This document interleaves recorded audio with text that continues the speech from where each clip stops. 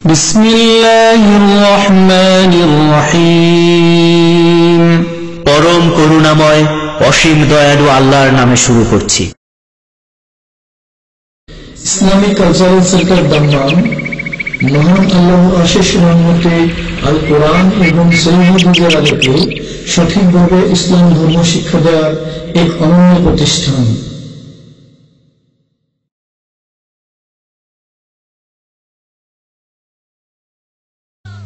আলো ভেবে আলে আর পিছে ছুটে যারা জীবনকে বরবাদ করেছে, তুমি তাদের দলভুক্ত হইও না। জেনে রেখো, কুরআন ও সহিহ হাদিস তোমার আমালের মানদণ্ড। তাই কোনো কথা শোনার পর তার দলিল তলব করো, কারণ দলিল ছাড়া কোনো কথা শরঈ বিধান হতে পারে না।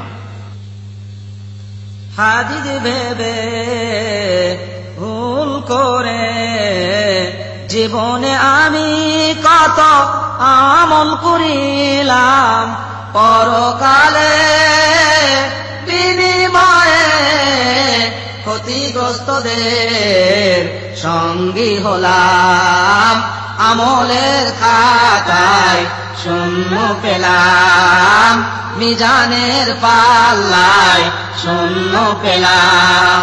হাদিস ভেবে ভুল করে জীবনে আমি কত আমল করিলাম, পরকালে বিনিময়ে ক্ষতিগ্রস্তদের সঙ্গী হলাম।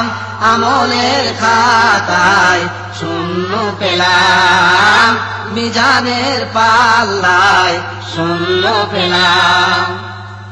নিজের ঘরে রেখে ওহির কালাম শুনলাম শুধু মোল্লার বদনাম। নিজের ঘরে রেখে ওহির কালাম শুনলাম শুধু মোল্লার বদনাম। অন্ধ থাকায় সহিহ হাদিস নাহি চোখে দেখলাম, আমলের খাতায় শূন্য পেলাম, মিজানের পাল্লায় শূন্য পেলাম। হাদিস ভেবে ভুল করে জীবনে আমি কত আমল করিলাম, পরকালে বিনিময়ে ক্ষতিগ্রস্তদের সঙ্গী হলাম। আমলের খাতায় শূন্য পেলাম, মিজানের পাল্লায়। বিসমিল্লাহির রহমানির রহিম। আলহামদুলিল্লাহি রাব্বিল আলামিন ওয়াসসালাতু ওয়াসসালামু আলা সাইয়্যিদিল মুরসালিন নবিয়িনা মুহাম্মদ ওয়া আলা আলিহি ওয়া সাহবিহি আজমাইন ওয়া মান তাবি'আহুম বিইহসানিন ইলা ইয়াউমিদ্দিন। আম্মা বা'দ। ফাকাদ ক্বালা আল্লাহু তাআলা ফিল কুরআনিল কারীম বা'দা আউযু বিল্লাহি মিনাশ শাইতানির রাজীম। ইন্না নাহনু নাযালনা যিকরা ওয়া ইন্না লাহু লাহাফিজুন। আল্লাহ পাক রব্বুল আলামিনের সমস্ত প্রশংসা যে আল্লাহ পাক কোরআন কারীমের হেফাজতের দায়িত্ব নিয়েছেন এবং কোরআন কারীমের সর্বোত্তম তাফসীর, কোরআন কারীমের পরে রাসূলুল্লাহ সাল্লাল্লাহু আলাইহি ওয়াসাল্লামের হাদিস, তারও সুরক্ষার হেফাজতের আল্লাহ পাক জিম্মা নিয়েছেন। এই মর্মে মহান আল্লাহ পাক ইরশাদ করেছেন, ইন্না নাহনু নাযালনা যিকরা ওয়া ইন্না লাহু লাহাফিজুন। নিশ্চয় আমি উপদেশ নাজিল করেছি এবং তার অবশ্যই হেফাজত করব, সুরক্ষা করব। কোরআনে কারীমের হেফাজত শব্দের আল্লাহ পাক হেফাজত করেছেন, আর অর্থের হেফাজতের জন্য উলামায়ে কেরাম, যারা উলামায়ে হক, কোরআন এবং হাদিসের কথা বলেন, ওহীর কথা বলেন, তাদের দ্বারা আল্লাহ পাক কোরআনের খিদমত করিয়েছেন। রাসূলুল্লাহ সাল্লাল্লাহু আলাইহি ওয়াসাল্লামের হাদিসের হেফাজত করেছেন। রাসূলুল্লাহ সাল্লাল্লাহু আলাইহি ওয়াসাল্লামের হাদিসের হেফাজতের জন্য আল্লাহ পাক সাহাবায়ে কেরামদের জামানার পরে বড় বড় মুহাদ্দিসিন কেরাম পয়দা করেছেন, যারা হাদিস সহি, জয়ীফ, জাল সবগুলির ভাগ করে সহি হাদিসকে বাছাই করে নিয়েছেন, কেমন করে সহি হয়, আর সহি বিশুদ্ধ সূত্রে নবী করিম সাল্লাল্লাহু আলাইহি ওয়াসাল্লাম থেকে প্রমাণিত হাদিসের জন্য শর্তই বাকি আর কেমন গুণ হওয়া উচিত, এই সমস্ত কায়দা কানুন এবং সেই সবের জন্য বড় মেহনত পরিশ্রম করা তা আল্লাহ পাক তাদেরকে করিয়েছেন। এইভাবে আল্লাহ পাক কোরআন এবং হাদিসের হেফাজত করেছেন। যদি আল্লাহ পাক রাসূলের হাদিসের হেফাজত না করতেন এইভাবে, তাহলে সাধারণ মানুষ তাদের শরীয়ত জানতে পারতো না কোনটা ঠিক আর কোনটা ভুল, কোনটা আসল শরীয়ত আর কোনটা বানাওয়াট। ইহুদি নাসারাদের ধর্মের মতো হয়ে যেত। যেমন তাওরাত, ইনজিল, বাইবেল পড়ে আর বেদ পড়ে কেউ বলতে পারবে না যে কোনটা ভালো কথা, কোনটা আসল এই ধর্মের কথা, ঈসা আলাইহিস সালামে নিয়ে আসা কথা, মুসা আলাইহিস সালামে নিয়ে আসা কথা, আর কোনটা বানাওয়াট কথা পরবর্তীতে সংযোজিত করা হয়েছে, বাড়ানো হয়েছে, এসব বলাই মুশকিল। তো আল্লাহ পাক রব্বুল আলামিন লাখ লাখ শুকরিয়া যে আল্লাহ পাক শেষ দিন, যেই দিন কিয়ামত পর্যন্ত, যেই দিনের কিতাব, যেই দিনের বিধান, যেই দিনের হুকুম আহকাম, যেই শরীয়ত মানব জাতির জন্য কিয়ামত পর্যন্ত অব্যাহত থাকবে, তার হেফাজত আল্লাহ পাক করেছেন। আমাদের বিষয়বস্তু হচ্ছে জয়ীফ এবং জাল হাদিস। জয়ীফ মানে হচ্ছে দুর্বল হাদিস, আর মওদু মানে হচ্ছে জাল হাদিস। দুর্বল এবং জাল হাদিস বা জয়ীফ এবং দাঈফ এবং মওদু হাদিস।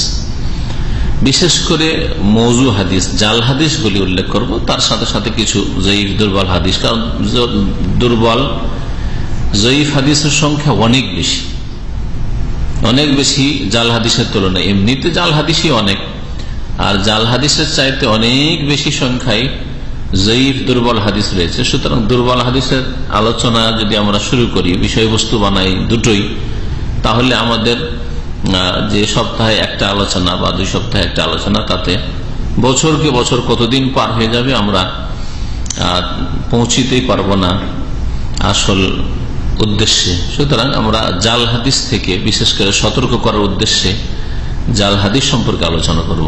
কারণ জাল হাদিস বর্ণনা করাও হারাম একমাত্র সতর্ক সাবধান করার উদ্দেশ্য ছাড়া, আর জাল হাদিসের উপর আস্থা করাও হারাম, জাল হাদিস মোতাবেক আমল করা হারাম। জাল হাদিস যেই ব্যক্তি জেনে শুনে বয়ান করবে বা জানার সুযোগ আছে তারপরেও জানলো না, হাদিস শুনলো আর বয়ান করে দিল, তাদের জন্য জাহান্নামের কথা নবী করিম সাল্লাল্লাহু আলাইহি ওয়াসাল্লাম বলেছেন। সহিহ মুসলিমের হাদিস, মান কাযাবা আলাইয়া মুতাআম্মিদান ফালিয়াতাবাওয়া মাকআদাহু মিনান নার।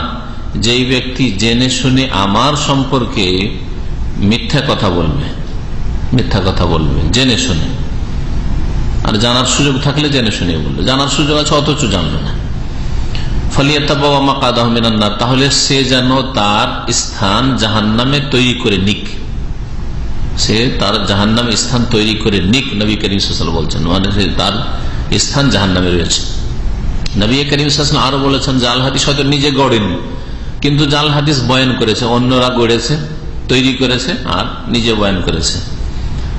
তো নবী সাল্লাল্লাহু আলাইহি ওয়াসাল্লামের আরেকটি হাদিস রয়েছে, এই হাদিস, মান হাদাসা বিহাদিস, কেউ যদি হাদিস বয়ান করে, ইয়ারা আন্নাহু কাযিব, আর সে বুঝতে পারছে যে হাদিসটা মিথ্যা কথা, বানাওয়াট কথা, ফাহুয়া আহাদুল কাযিবিন, তাহলে সে মিথ্যুকদের একজন, সে মিথ্যুক বা মিথ্যাবাদীদের একজন, তাহলে সেও ঝুঠা, সেও মিথ্যাবাদী। আর মিথ্যুকের জন্য আল্লাহ পাকের কঠোর শাস্তি রয়েছে। কোরআনে কারীমে আল্লাহ বলেছেন, লানাতুল্লাহি আলাল কাযিবিন, মিথ্যুকদের উপর আল্লাহ পাকের অভিশাপ রয়েছে, লানত রয়েছে। আর মানুষের সম্পর্কে মিথ্যা বললে যদি কাবিরা গুনাহ হয়, তো সাইয়্যিদুল মুরসালিন খাতাবুন নবীন মুহাম্মদ রাসূলুল্লাহ সাল্লাল্লাহু আলাইহি ওয়াসাল্লাম সম্পর্কে যদি মিথ্যা কথা বলে, তাহলে কত বড় কাবিরা গুনাহ হইতে পারে, কত বড় কাবিরা গুনাহ হইতে পারে। আর তাতেই শুধু সীমিত নয়, আমার আপনার সম্পর্কে কেউ যদি মিথ্যা কথা বলে, তাহলে লোকজন যাদের চোখ আছে, শরীয়ত সম্পর্কে জ্ঞান আছে, তারা বলবে যে মতিউর রহমান দলিল নাই, কোরআন হাদিস দলিল, সুতরাং সে যদি এরকম কথা বলেও থাকে তো আমরা নেব না, ঠিক না? কিন্তু মুহাম্মদ রাসূলুল্লাহ সাল্লাল্লাহু আলাইহি ওয়াসাল্লাম সম্পর্কে যদি মিথ্যা বানাওয়াট কোনো কথা বলা হয়, তার নাম হচ্ছে হাদিস। আমার নামে যদি কোনো মিথ্যা কথা বলা হয় যে এই কথা বলেছে বা এরকম ফতোয়া দিয়েছে, তাহলে সেটা হাদিস হবে না। কোরআন এবং হাদিসের সমর্থন যদি থাকে তাহলে সেটা নেওয়ার মতো, আর না হলে ছুঁড়ে ফেলার মতো, ঠিক না? কিন্তু রাসূলুল্লাহ সাল্লাল্লাহু আলাইহি ওয়াসাল্লামের নামে কোনো কথা যদি বলা হয় আর মানুষ যদি বুঝতে না পারে যে সেটা জাল কথা, মিথ্যা কথা, তাহলে সেটার নাম কি? হাদিস, দিন। সেটা নেওয়া, আমল করা ফরজ। আকীদার কথা হলে সেটা বিশ্বাস করা ফরজ, সেটা ওহী হয়ে গেল, সেটা তখন দলিল হয়ে গেল। আমার কথা দলিল নয়, আপনার কথা দলিল না, দুনিয়ার কোন মানুষের কথা দলিল নাই। বরং দুনিয়ার যে কোনো মানুষের কথার জন্য দলিল পেশ করতে হয় কোরআন থেকে অথবা হাদিস থেকে।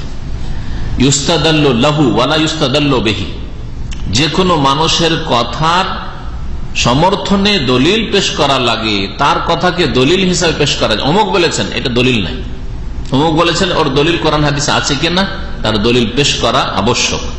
পক্ষান্তরে রাসূলুল্লাহ সাল্লাল্লাহু আলাইহি ওয়াসাল্লামের কথা ইউস্তাদাল্লু বিহি, তার কথাই দলিলে পেশ করা যায় যে কালা রাসূলুল্লাহ সাল্লাল্লাহু আলাইহি ওয়াসাল্লাম, রাসূলুল্লাহ সাল্লাল্লাহু আলাইহি ওয়াসাল্লাম বলেছেন অথবা রাসূলুল্লাহ সাল্লাল্লাহু আলাইহি ওয়াসাল্লাম করেছেন, রাসূলুল্লাহ সাল্লাল্লাহু আলাইহি ওয়াসাল্লাম সামনে করা হয়েছে, সাহাবীরা করেছেন, তিনি চুপ থেকেছেন। আমি আপনি চুপ থাকলে বাতিল গুনহা কাবীরার উপর চুপ থেকে যেতে পারেন, দুনিয়ার গরজে, স্বার্থে, কারো ভয়ে, ঠিক না? কিন্তু সাইয়্যিদুল মুরসালিন মুহাম্মদুর রাসূলুল্লাহ সাল্লাল্লাহু আলাইহি ওয়াসাল্লাম কখনো কোনো ভুলের উপর চুপ থাকতে পারেন না। তাকে আল্লাহ পাক পাঠিয়েছিলেন মানুষের সংশোধনের জন্য, মানুষকে সতর্ক করার জন্য। কি করে তিনি ভুলের উপর সতর্ক না করে চুপ থাকতে পারেন? অসম্ভব কথা। এর জন্য তিনি সামনে কোনো কিছু দেখেছেন, ঘটেছে, অথবা কেউ বলেছে আর চুপ থেকেছেন, এটার নামও হাদিস। এর নামও হাদিস, তার সমর্থন, যাকে তাকরীর হাদিস, তাকরীরি বলে। কওলি হাদিস, বাচনিক হাদিস। ফেলি হাদিস, কর্মগত হাদিস। আর বাচনিক হাদিসকে তাকরীর বলা হয়, নবী করিম সাল্লাল্লাহু আলাইহি ওয়াসাল্লামের সমর্থন বা অনুমোদন। জি, তো জাল হাদিস সম্পর্কে আলোচনা শুরু করব। জাল হাদিসগুলি তুলে ধরার আগে ভূমিকা স্বরূপ জাল হাদিস সম্পর্কে, যাতে করে আমাদের সাধারণ একটা জ্ঞান থাকে, এই আলোচনাটা আপনাদের সামনে পেশ করব। জাল হাদিসকে আরবিতে কি বলে বললাম? হ্যাঁ, মওদু। মওদু, মওদু শব্দটি ইসিম মফউল, আরবি গ্রামারে সারফে হচ্ছে ইসমে মফউল। ওয়াদা ইয়াদাও, বাবে ফাতাহা ইফতাহ থেকে, ওয়াদা ইয়াদাও থেকে ইসিম ফাইল হচ্ছে ওয়াদে, আর ইসিম মফউল হচ্ছে মওদু। ওয়াদা মানে বানানো, তৈরি করা। ইয়াদাও যে তৈরি করছে অথবা করবে, মুজারে মানে বর্তমান অথবা ভবিষ্যৎ। আর ওয়াদা হচ্ছে অতীতকাল, মাজি। আর ওয়াদে মানে তৈরিকারী, যে তৈরি করে। তাহলে যে জাল হাদিস বানায় ওর নাম আরবিতে কি হলো? ওয়াদে, মানে যে ব্যক্তি জাল হাদিস তৈরি করে। তৈরি করে এক কথা, যে কোনো জিনিস তৈরি করা, এটা শাব্দিক অর্থ। তারপরে শরীয়তের ভাষায় যখন বলতে যাব তখন হাদিসের ক্ষেত্রে বলবো। যে ব্যক্তি তৈরি করে তার নাম হচ্ছে ওয়াদে, বা যে জাল হাদিস তৈরি করে তার নাম হচ্ছে ওয়াদে। অন্য কোনো কিছু তৈরি করে আরবিতে বলে ওয়াদে। হ্যাঁ, আর মওজু মানে তৈরিকৃত। মওজু মানে হচ্ছে যা তৈরি করা হয়। যেমন কাতেল মানে হত্যাকারী, আর মাকতুল মানে হত্যাকৃত, যাকে খুন করা হয়েছে। হ্যাঁ, যাকে খুন করা হয়েছে ওর নাম হচ্ছে মাকতুল। ওই রকমই মওদু মানে যা তৈরি করা হয়েছে, তার মানে বানাওয়াট। বানাওয়াট বস্তু, তৈরি করা বস্তুর নাম হচ্ছে মওদু। তো জাল হাদিসকে মওদু কেন বলে? কারণ সেটা হচ্ছে কোন মানুষের তৈরি করা, কোন মানুষের তৈরি করা। রাসূলুল্লাহ সাল্লাল্লাহু আলাইহি ওয়াসাল্লাম থেকে সেটা প্রমাণিত নয়। ওয়াদা শব্দের একাধিক অর্থ আসে। ওয়াদা মানে ফেলে দেওয়া হয় বা রেখে দেওয়া হয়। হ্যাঁ, ওয়াদা মানে রেখে দেওয়া। ওয়াদা রেখে দেওয়ার অর্থে অনেক ক্ষেত্রে কোরআন এবং হাদিসে ব্যবহার হয়েছে। ওয়াদা তো ইয়াদি, আমার হাতটা এই যে টেবিলে রাখলাম। ওয়াদা তো ইয়াদি, আমার হাতটা রাখলাম আলা তাওয়ালা, টেবিলের উপরে। ওয়াদা রেখে দেওয়া। ওয়াদা মানে ফেলে দেওয়া হয়। ওয়াদা মানে ছেড়ে দেওয়া হয়। ওয়াদা মানে মিথ্যা রচনা করা, ওই অর্থটা আছে এখানে জাল হাদিস গড়ার ক্ষেত্রে। ওয়াদা মানে কোন জিনিসের সাথে কোন জিনিস মিলিয়ে দেওয়া, এইসব অর্থ হয়। তাহলে একটা শব্দের একাধিক অর্থ হয় বিভিন্ন ভাষায়, বিশেষ করে আরবি ভাষায়। আরবি ভাষায় এত ধনী ভাষা, রিচ ভাষা, যে একটা শব্দের অনেকগুলি অর্থ হয়। একটা শব্দের অনেক অর্থ হয়। মুহাদ্দিসিনদের অর্থাৎ হাদিসের পণ্ডিত যারা, হাদিস বিশারদগণ, তাদের পরিভাষায় হাদিস মওদু কাকে বলে? ইমাম ইবনুস সালাহ রাহমাতুল্লাহ আলাইহি উসুলে হাদিস বা মুস্তালাহুল হাদিসের প্রথম দিকের, যখন হাদিসের কায়দা কানুন প্রথম দিকে তৈরি হয় বেশ ভালোভাবে, তখনকার যুগের তিনি একজন মুহাদ্দিস। তার কিতাব আছে উলুমুল হাদিস। তাতে তিনি মওজু হাদিস বা জাল হাদিসের সংজ্ঞায় দুটি শব্দ বলেছেন, হুয়াল মুখতালাক আল মাসনু। জাল হাদিস বলা হয় মুখতালাক মানে ইখতালাকা মানে তৈরি করা, গড়া জিনিস, আল মাসনু যা তৈরিকৃত, মুখতালাক মানে গড়ে নেওয়া বস্তু, আর মাসনু মানে তৈরিকৃত বস্তু। যেই কথা বা কাজ তৈরি করা নেওয়া হয়েছে বা গড়ে নেওয়া হয়েছে, রাসূলুল্লাহ সাল্লাল্লাহু আলাইহি ওয়াসাল্লাম বলেননি, রাসূলুল্লাহ সাল্লাল্লাহু আলাইহি ওয়াসাল্লাম করেননি, রাসূলুল্লাহ সাল্লাল্লাহু আলাইহি ওয়াসাল্লামের সাথে এটা ঘটেনি, রাসূলুল্লাহ সাল্লাল্লাহু আলাইহি ওয়াসাল্লাম সম্পর্কে এরকম হয়নি, কিন্তু সেটা গড়ে নেওয়া হয়েছে অথবা তৈরি করা হয়েছে, এর নাম হচ্ছে জাল। এমনকি নবী সাল্লাল্লাহু আলাইহি ওয়াসাল্লামের জিন্দেগি সম্পর্কে, নবী সাল্লাল্লাহু আলাইহি ওয়াসাল্লাম হুলিয়া মুবারক সম্পর্কে, দৈহিক গঠন সম্পর্কে অনেক জাল কথা গড়া আছে, নাই? নবীর ছায়া পড়তো না, কি বলবেন এটাকে? জাল, এটা মিথ্যা কথা। মশামাছি বসতো না, নবী করিম সাল্লাল্লাহু আলাইহি ওয়াসাল্লামের পেশাব পায়খানা কখনো দেখা যেত না।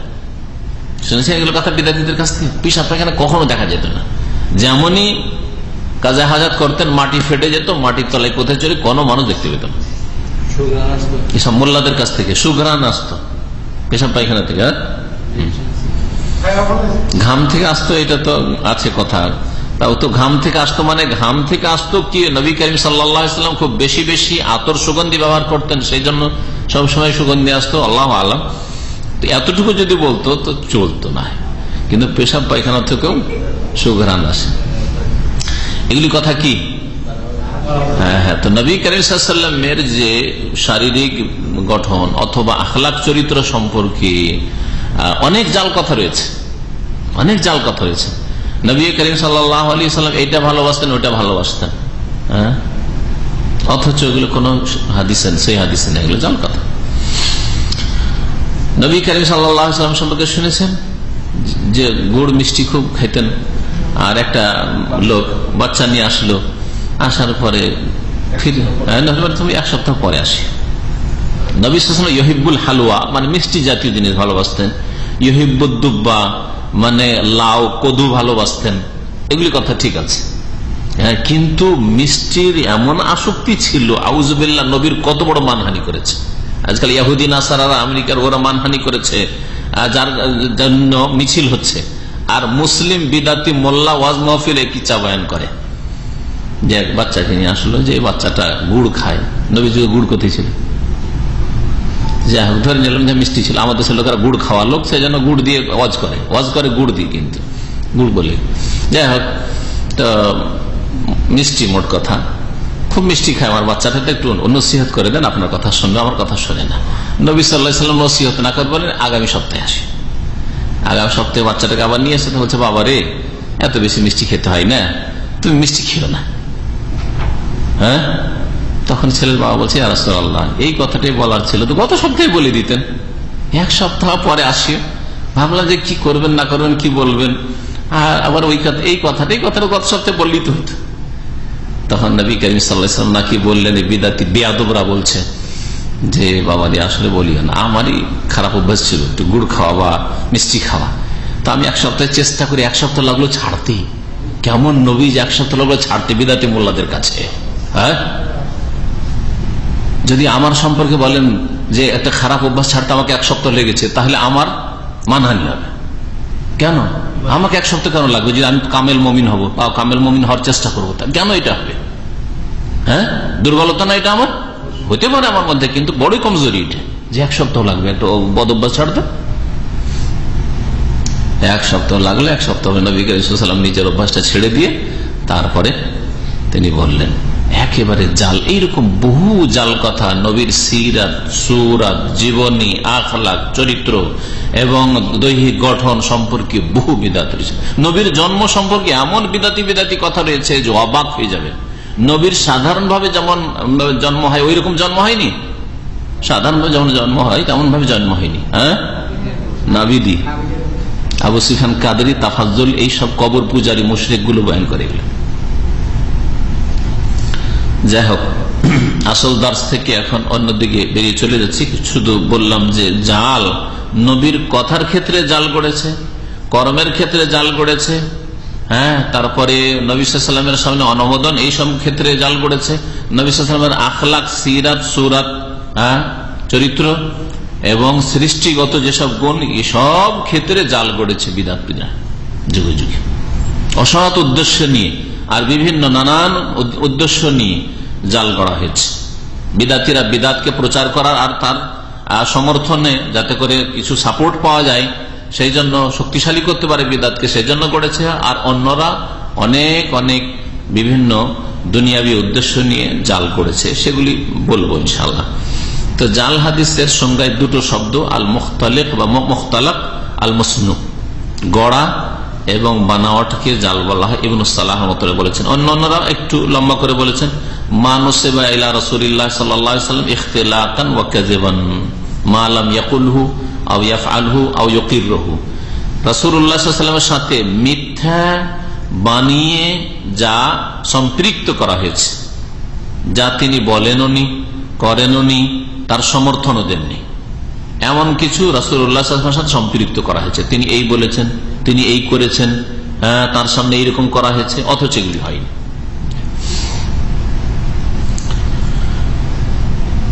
মওযু হাদিস কে যদি ভাগ করা যায় হাদিসকে, তো হাদিস দুই ভাগে ভাগ করতে পারেন, সহি আর সহি নয়, সহি আর সহি নয়, আর গায়র সহি, সহি আর গায়র সহি। সহি মানে নবী সাল্লাল্লাহু আলাইহি ওয়াসাল্লাম থেকে প্রমাণিত সাব্যস্ত, আর যা সহি নয় মানে নবী করিম সাল্লাল্লাহু আলাইহি ওয়াসাল্লাম থেকে প্রমাণিত না। প্রথম দুই ভাগে ভাগ করতে পারে এরকম ভাবে। তারপরে আবার আপনার সহি হাদিসের মধ্যে মানে আমলযোগ্য যেগুলি হাদিস মাকবুল, বা এইভাবে করলে আরো ভালো, যেভাবে করেছেন এরা মানে যারা উসুল হাদিস বা মুস্তালাহ হাদিসের যারা অভিজ্ঞ, তারা মকবুল এবং মারদুদ, গ্রহণযোগ্য আর অগ্রহণযোগ্য, প্রত্যাখ্যানযোগ্য। গ্রহণযোগ্য মকবুল, আর মারদুদ মানে প্রত্যাখ্যানযোগ্য, মারদুদ যা রদ করে দেওয়া হয়েছে। মকবুলের মধ্যে তখন আসবে সহির দুই প্রকার, সহিলে জাতি, সহিলে গায়রি, হাসান লে জাতি, হাসান লে গায়রি, এই চার প্রকার, সংক্ষেপ বলে দুই প্রকার, সহি আর হাসান, এগুলি হচ্ছে মকবুল গ্রহণযোগ্য হাদিস। আর মারদুদ হালকা জয়ীফ দুর্বলতা থেকে শুরু করে, হালকা দুর্বল হাদিস থেকে শুরু করে যতগুলি দুর্বল হাদিসের স্তর আছে, আর সর্বনিম্ন স্তর দুর্বলতার হচ্ছে জাল হাদিস, মওযু হাদিস, যেটা মিথ্যা, আসলে দুর্বল নাই, সূত্র দুর্বল নাই, বরং একেবারে মিথ্যা কথা, যার মিথ্যা হওয়া সুনিশ্চিত বা সাব্যস্ত হয়েছে। জয়ীফ হাদিস এর মিথ্যা হওয়া সুনিশ্চিত নয়, তবে সন্দিহান যে এটা রাসূলুল্লাহ সাল্লাল্লাহু আলাইহি ওয়াসাল্লাম থেকে পৌঁছেছে কিনা। যখন সন্দেহ রয়েছে পৌঁছেছে কি পৌঁছেনি, তখন এই সূত্র দিয়ে এইরকম কথা নিব না যতক্ষণ পর্যন্ত বিশ্বস্ত সূত্র থেকে আমাদের কাছে রাসূলুল্লাহ সাল্লাল্লাহু আলাইহি ওয়াসাল্লামের ওহীর কথা না আসবে। কারণ এটা শরীয়তের ব্যাপার, সন্দেহের ভিত্তিতে ধর্ম পালন করবে না, না হলে ধর্মের অনেক কিছুই সন্দেহযুক্ত হয়ে যাবে, যার ফলে জয়ীফ হাদিস প্রত্যাখ্যাত, মারদুদ, জয়ীফ হাদিসও নেওয়া যাবে না।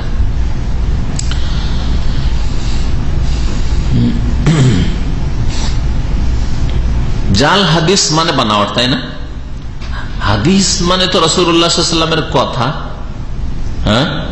বা কাজ বা অনুমোদন। তো জাল তো মানুষের বা অন্য মানুষের বানানো, তাহলে এটা তো আসলে যদি চিন্তা করে দেখা যায় একটু গভীর ভাবে, তাহলে এটা হাদিসই নয়। এটা কি হাদিসই নয়। কিন্তু মুহাদ্দিসিনে কেরামরা হাদিস কেন বলেছেন?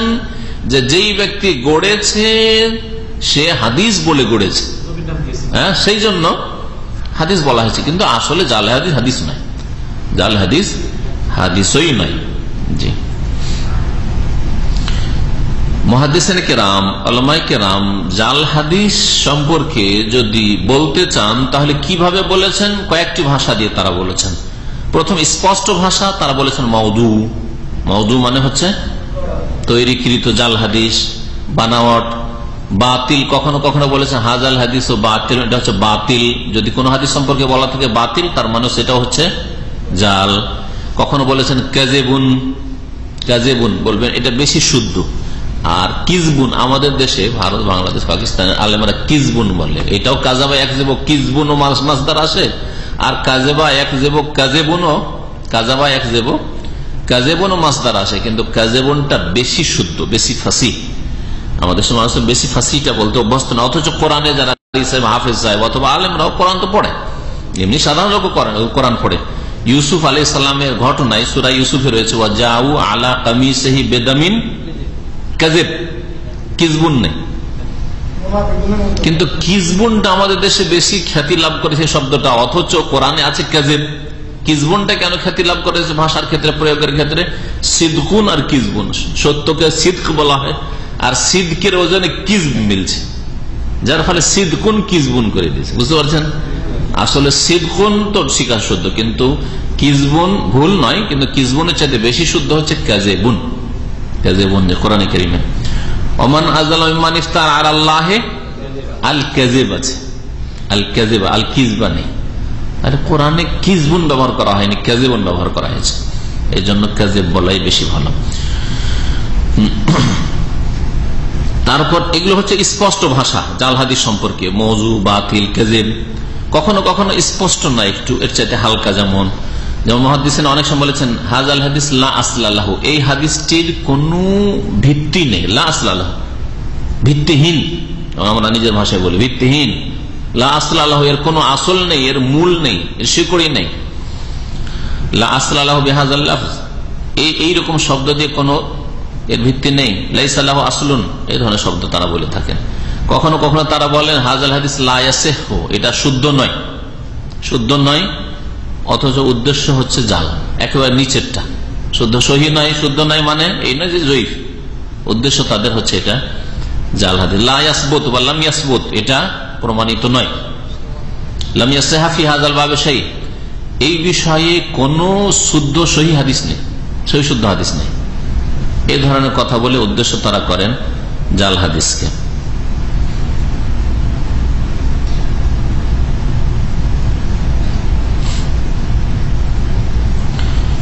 হাদিস যারা গড়েছে, যেসব মিথ্যুকরা হাদিস গড়েছে, সেটা কমানো যায় না, একটু কমে দেয়। হাদিস যারা গড়েছে তারা দুই রকম করে হাদিস গড়েছে, দুইয়ের এক করে। একটা হচ্ছে যে নিজেই হয়তো শব্দগুলি বানিয়েছে, কথাগুলি বানিয়েছে নিজের পক্ষ থেকে, আর বানিয়ে মার্কেটে চালু করে দিয়েছে, কালা রাসূলুল্লাহ জড়িয়ে দিয়েছে, রাসূলুল্লাহ বলেছেন, অনেক সময় সনদ লাগিয়ে দিয়েছে, আবু হুরায়রা থেকে বর্ণিত, আবু বকর থেকে বর্ণিত, মা আয়েশা থেকে বর্ণিত, আল্লাহ রসুল বলেছেন, আল্লাহ রসুল করেছেন। এইভাবে নিজে থেকে বানিয়ে বিষয়বস্তুটা বানিয়ে বলেছে কখনো কখনো, আর কখনো কখনো নিজে বানায়নি, আগের যুগের জ্ঞানী গুণীদের কথা, হ্যাঁ, বুদ্ধিজীবী আজকাল বলছে না, তখনকার যুগের জ্ঞানী গুণী ওই রকম পণ্ডিতদের কথা, অনেক সময় জ্ঞানীদের কথাতে কিছু উপদেশ আছে, আছে না নেই? হ্যাঁ, যেমন কর্ম তেমন ফল, কথাটা তো হাদিসে নেই, আছে কি? কিন্তু কোরআন হাদিসের সমর্থন আছে, কোরআন হাদিসের সমর্থন আছে। এখন কেউ যদি কালা রাসূলুল্লাহ সাল্লাল্লাহু আলাইহি ওয়াসাল্লাম বলেছেন যেমন কর্ম তেমন ফল, কামাতা দিন তো দানো, আরবিতে এর প্রবাদ হচ্ছে এইটা, আর বাংলাতে হচ্ছে ওইটা, বুঝতে পারলেন না? টিট ফর ট্যাট, এটাকে যে হাদিস বানিয়ে দিল, আগেরই তৈরি ছিল, আর ওপর আগে থেকে কামাতা দিন তো দানো বলতো, এটাকে কালা রাসূল লাগিয়ে দিলে হইল।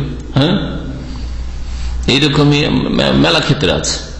আগের কোন হেকমতের কথা, জ্ঞানের কথা, জ্ঞানমূলক কথা ছিল, সেটাকে কালা রাসূলুল্লাহ বলে জাল হাদিস গড়িয়ে দিল, নিজে গড়েনি, কিন্তু অন্যরা যেটা বলতো যে এটা জ্ঞানীদের কথা, সেটাকে বললো রসুলের কথা।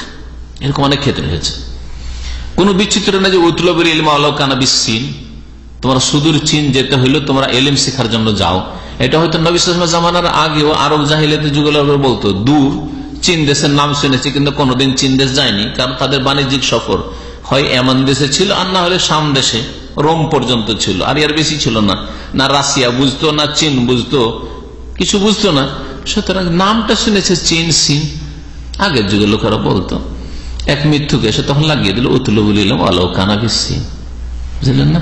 হয়তো নিজে গড়েনি, আগের কারণ এরকম কথা প্রবাদে ছিল যে দূর হইলেও মেহনত হইলেও এলিম শিখার জন্য মেহনত করো, যাও দূরে, হাদিস বানিয়ে ফেলেছে। কখনো কখনো হয়তো কারণ জাল হাদিস গড়া হয়েছে সাহাবে কেন্দ্রের জামানার পরে, সাহাবির কথাকে কালা রাসূলুল্লাহ করে দিয়েছে, তা কোনো তাবেঈর কথাকে কালা রাসূলুল্লাহ করে দিয়েছে, এরকম অনেক সময় হইতে পারে। কখনো কখনো অনিচ্ছাকৃত জাল হয়ে গেছে, কখনো কখনো অনিচ্ছাকৃত হয়ে গেছে, ইচ্ছা করেনি, কিন্তু কথা বলেছে হয়তো নিজের পক্ষ থেকে, শ্রোতা শুনে নিয়েছে যে এটা আগে তো কালা রাসূলুল্লাহ বলে বয়ান করেছিল, আর মধ্যখানে নিজের কথা ঢুকিয়েছে, ওইটাকে হাদিস মনে করে নিয়েছে। এরকম হতে পারে, এর উদাহরণ রয়েছে বিভিন্ন হাদিসে। হাদিস গড়া হালাল না হারাম? একেবারে কোন ক্ষেত্রে কোনো রাস্তা নেই মানুষকে উৎসাহিত করার জন্য? হ্যাঁ, মানুষ আজকাল বেদিন হয়ে যাচ্ছে, বেনামাজি হয়ে যাচ্ছে, মানুষ কোরআন তেলাওয়াত করছে না, কোরআন শিখছে না। সুতরাং যদি একটু বেশি করে ফজিলত বয়ান করি, আর বেশি করে শাস্তি বয়ান করি তো একটু ভয় পাবে, এরকম উদ্দেশ্য করা যাবে না, সৎ উদ্দেশ্য নেই। এইরকম এক শ্রেণীর মোল্লারা ছিল এক যুগে। আমি যেটা বললাম, এক শ্রেণীর মোল্লারা আগের যুগে ছিল, আর এখন একদল ওই যে চিল্লা করে, এরা কিন্তু এই কাজটি করে। যত শাস্তি বয়ান করতে পারবে আর যত বেশি ফজিলত বয়ান করতে পারবে, 49 কোটি বললে যেমন তেমন সারা জীবন গুনাহ করেছে, ভাববে যে গুনাহ যদি কইরাও থাকি তার কত কোটি বা করেছি, তো একটা জিকিরে তো 49 কত কোটি, 49 কোটি। কথা বুঝতে পারছেন? তো হাদিস জাল করা এটা সর্ব অবস্থায় হারাম, আপনার উদ্দেশ্য সৎ হোক অথবা অসৎ হোক। ইমাম নওয়াবী রহমতুল্লাহ আলাইহি সহিহ মুসলিমের ভাষ্যকার, 6ষ্ঠ শতাব্দীর ইমাম, তিনি বলছেন কাদ আজমা আহলুল হাল্লি ওয়াল আকদ, সমস্ত উলামায়ে কেরামের ইজমা রয়েছে, উম্মতের হানাফি, শাফি, মালিকি, হাম্বলি, মুহাদ্দিসিন কেরাম, ফুকাহা, সমস্ত উলামায়ে কেরামের একমত হয়ে তারা বলেছেন, ঐক্যমত রয়েছে কিসের উপর? আলা তাহরিমিল কাযিব আলা আহাদিন নাস, কোন মানুষ সম্পর্কে মিথ্যা কথা বলা, এটাই হারাম, এর উপরে ইজমা রয়েছে। কোন মানুষ সম্পর্কে, একটা লোক চুরি করেনি চোর বলা সবার কাছে হারাম, ঠিক না? একটা লোক নামাজ পড়িনি আর বলে নামাজ পড়ে, অনেক সময় বলে, অনেক সময় এইগুলো বলে মহিলারা ভালোবাসার খাতিরে স্বামীর কি করে বদনাম করে, না না আমার স্বামী নামাজ পড়ে। একজন আমার পরিচিত মানুষ, তার স্ত্রী MA পাস, স্ত্রী নামাজ পড়ে, আর ও হচ্ছে অফিসার, স্বামী হচ্ছে অফিসার। স্ত্রী নামাজ পড়ে, স্বামী মাঝে মধ্যে জুম্মা পড়ে, কখনো একাদক্ত পড়ে। তো জিজ্ঞাসা করলাম, পরিচিতদের মধ্যে যেহেতু, জিজ্ঞেস করলাম যে কি ভাই নামাজ পড়ে? তো বলছে হ্যাঁ ভাই, হ্যাঁ ভাই, আপনার ভাই নামাজ পড়ে। মানে আসল খবর নিয়ে দেখা গেল যে কখনো কখনো সপ্তাহে 1 দিন 2 দিন, কখনো একবার পড়ে নিল বা জুমা পড়লো। তো অনেকে ভাবে যে জুমা পড়লি নামাজ পড়ে, অথবা স্বামী সম্পর্কে কি করেই বলবো যে নামাজ পড়ে না, হ্যাঁ, বা মাঝে মধ্যে পড়ে মাঝে মধ্যে পড়ে না। এইরকম জামাই সম্পর্কে কি করে বলবো নামাজ পড়ে না, বা জামাই দেখতে এসছে, গ্রামের লোকে জিজ্ঞাসা করলে কি করে বলবো বিয়েটা ভেঙে যাবে, নামাজ পড়ে না, পড়ে না। এই মিথ্যা কথা বলা জায়েজ? হারাম। যে কোনো মানুষ সম্পর্কে সুনামের হোক আর দুর্নামের হোক মিথ্যা কথা বলা হারাম। ফাকাইফা বিমান কাউলুহু শারউন ওয়া কালামুহু ওয়াহিয়ুন, তাহলে সাধারণ মানুষ সম্পর্কে যদি মিথ্যা কথা বলা হারাম হওয়ার উপর ইজমা থাকে, ঐক্যমত থাকে, তাহলে এমন ব্যক্তিত্ব যার কথা হচ্ছে শরীয়ত আর যার বাণী হচ্ছে ওহী, তার সম্পর্কে মিথ্যা কথা বলা সম্পর্কে কোন দ্বিমত থাকতে পারে? যে সৎ উদ্দেশ্য নিয়ে বলছি, ভালো নিয়ত নিয়ে, যে নবীর সাপোর্টার বাড়বে, নবীর উম্মত বাড়বে, নামাজের সংখ্যা বাড়বে, কোরআন শিক্ষাকারী, কোরআনের হাফেজ বাড়বে, সেই জন্য দিলাম বাড়িয়ে একেবারে ফজিলে, চলবে না? চলবে না। ওয়াল কাযিবু আলাইহি কাযিবুন আলাল্লাহি তাআলা, আর এমন এক ব্যক্তিত্ব যে যার সম্পর্কে মিথ্যা বলা হচ্ছে আল্লাহ পাক সম্পর্কে মিথ্যা কথা বলা। আমার সম্পর্কে মিথ্যা কথা বললে আল্লাহ সম্পর্কে মিথ্যা কথা বলা হইল, আমার দোষ। খুব বেশি হইলে আমার সম্পর্কে যদি সাব্যস্ত করে দেয় মিথ্যা বলে হইচই করে, তাহলে আমার দোষ, হ্যাঁ, শরীয়তের দোষ না, নবীর দোষ না। কিন্তু রাসূলুল্লাহ সাল্লাল্লাহু আলাইহি ওয়াসাল্লাম সম্পর্কে কেউ যদি মিথ্যা কথা বলে, তাহলে আল্লাহ সম্পর্কে সে মিথ্যা কথা বলল, আল্লাহর উপর দোষ আরোপ করল। ক্বালা তাআলা, মহান আল্লাহ ইরশাদ করেছেন, ওমা ইয়ানতিকু আনিল হাওয়া, নবী করিম সাল্লাল্লাহু আলাইহি ওয়াসাল্লাম খেয়াল খুশি কথা বলতেন না। হাওয়া, মনে যা আসলো তাই বলে দিলেন, হ্যাঁ, কুপ্রবৃত্তির অনুসরণে কথা বলতেন না। ইন হুয়া ইল্লা ওয়াহয়ুন ইউহা, তা কিছুই হতো না একমাত্র ওহী ছাড়া, যা তার উপর ওহী করা হইত। অর্থাৎ যা কিছুই তিনি বলতেন তা ওহীর ভিত্তিতেই বলতেন। সূরা নজমের আয়াত নম্বর 9-10। নবী করিম সাল্লাল্লাহু আলাইহি ওয়াসাল্লামের কঠোর বাণী রয়েছে, যারা জাল হাদিস গড়ে তাদের সম্পর্কে বললাম। বেশ কিছু হাদিস, একটা আর বেশি বাড়াবার দরকার নাই। এখন কোন ব্যক্তি যদি জাল হাদিস গড়ে থাকে তো ওর তওবা কবুল হবে কি হবে না এই সম্পর্কে সহি মত হচ্ছে যদি খালিস অন্তর থেকে তওবা করে তো তওবা কবুল হবে। লা খিলাফ বাইনাল উলামা আন্না তাওবাতুল ওয়াদি মাকবুলাতুন, ওয়াদি হাদিস জালকারী যে তওবা করে তো তওবা কবুল হবে। আল্লাহ পাক বলেছেন ওমান তাবা ওয়া আমানা ওয়া আমিলা আমালান সালিহান ওয়া সালিহান ফাইন্নাহু ইয়াতুবু ইলাল্লাহি মাতাবা। কেউ যদি তওবা করে এবং ঈমানের নবায়ন করে আর নেক আমল করে তাহলে বোঝা গেল যে তওবা করলে তার আমল পরিবর্তন হতে হবে। এখনো বলছে তওবা করেছি, লোকেরা বলছে তওবা করেছে, আর এখনো ওই রকমেরই স্বভাব, বাড়াবাড়ি শরীয়ত সম্পর্কে কথাবার্তা বলে, মশলা দিয়ে কথাবার্তা বলে, কিছু আছে না লোকেরা যারা ধর্মের নামে মরিচ মশলা দিয়ে কথাবার্তা বলে, তাহলে কোথায় সংশোধন হইল? তো যদি নেক আমল করে তাহলে সেই ব্যক্তি আল্লাহর দিকে তওবা করলে আল্লাহ পাক তওবা কবুল করবেন।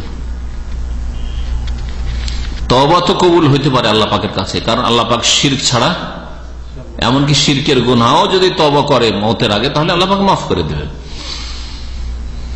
কিন্তু তার হাদিস কবুল করা যাবে কিনা? যেই ব্যক্তি একবার জাল হাদিস গড়েছে, পরে যদি সে বলে যে আমি তওবা করে নিয়েছি, লোকেরা বলে লোকটা ভালো হয়ে গেছে, তো এর হাদিস নেওয়া যাবে কি যাবে না এই সম্পর্কে দ্বিমত রয়েছে। ইয়ারাল ইমাম আহমদ ওয়া আবু বকর আল হুমাইদি শাইখুল বুখারী ওয়া গায়রুহুম আন্নাহু লা তুকবালু রিওয়ায়াতু আবাদান। জাল হাদিস গড়া কত বড় যে অপরাধ যে সেই লোকের হাদিস নেওয়া যাবে না। ইমাম আহমদের মতে, ইমাম আবু বকর হুমাইদি, ইমাম বুখারী রাহমাতুল্লাহ আলাইহি শেখ উস্তাদ, যার থেকে হাদিস সহিহ বুখারীতে অনেকগুলি বর্ণনা করেছেন, ইমাম বুখারী রাহমাতুল্লাহ আলাইহি বলেছেন যে লা তুকবালু রিওয়ায়াতু আবাদান, এর হাদিস কখনো নেওয়া যাবে না। যে ব্যক্তি জাল কথা বলেছে রাসূলুল্লাহ সাল্লাল্লাহু আলাইহি ওয়াসাল্লাম সম্পর্কে তার হাদিস কখনো নেওয়া যাবে না। কারণ একটা সন্দেহ, কি জানি বলছে তওবা করেছি, কিন্তু হতে পারে যে নবী সম্পর্কে মিথ্যা কথা বলছে, বা ওর পানিশমেন্ট শাস্তি স্বরূপ, যে তোমার শাস্তি হচ্ছে যে যতদিন তুমি দুনিয়াতে থাকবে তোমার কথা নেওয়াই যাবে না শরীয়তে। হাদিস কালা রাসূলুল্লাহ করেছেন বলেছেন, এই কথা কবুল করা যাবে না। তবে ইমাম নওয়াবী রাহমাতুল্লাহ আলাইহি বলেছেন যে না, তার তওবা কবুল করা যাবে এবং তার রিওয়ায়াতও কবুল করা যাবে সাক্ষীর মতো। যেমন একটা লোক যদি মিথ্যা কথা বলে, কখনো মিথ্যা কথা বলতো, তারপরে পরবর্তীতে সেই লোকটা তওবা করেছে, আগামীতে কোনো কেসের সাক্ষীর জন্য তার সাক্ষী গ্রহণ করা যাবে কি যাবে না ইসলামিক আদালত? কারণ দুনিয়ার আদালতে তো মিথ্যুক আর সত্যবাদীর কোনো পার্থক্য নেই সাক্ষীর ক্ষেত্রে, বরং সাক্ষীকে তো সাজিয়ে নিয়ে আসা হয় যে তোমাকে এইভাবে সাক্ষী দিতে হবে। এই উকিলগুলি তো এই জন্যই পয়দা করা হচ্ছে, উকিলের প্রোডাকশন হচ্ছে যে তোমরা শিখিয়ে নিয়ে আসবে যে এইভাবে বললে কেসটাতে জিততে পারে। এই হলো আজকালকার অবস্থা মানব রচিত বিধানে। শরীয়তে যেই ব্যক্তি মিথ্যা সাক্ষী দিয়েছে বা মিথ্যা কথা বলেছে, সে যদি তওবা করে তাহলে তার সাক্ষী পরবর্তীতে তওবা যদি সুন্দর হয়ে থাকে, প্রমাণ হয়ে থাকে, তাহলে কবুল করা যাবে। এইরকমই এমনকি কাফের কুফর অবস্থায় ছিল, তখন তার আমল কবুল হতো না, কিন্তু ইসলাম কবুল করার পরে সে যদি ভালো কথা বলে তাহলে যেমন কবুল করা যাবে এরকমই। তবে মাসলা ইখতিলাফ রয়েছে। নবী করিম সাল্লাল্লাহু আলাইহি ওয়াসাল্লাম সম্পর্কে মিথ্যা কথা বলা যে কত বড় অপরাধ, যে এই ক্ষেত্রে উলামারা ইখতিলাফ করেছেন যে এত বড় অপরাধী যে ওর কথা কবুল করব না করব না। ইমাম আহমদের মতো আলেম আর ইমাম বুখারীর ওস্তাদের মতো আলেম, এইরকম বহু আইম্মা কেরামরা তারা বলেছেন ওর জীবনে কোনোদিন হাদিস কবুল করব না, কারণ সে মিথ্যা হাদিস গড়েছে।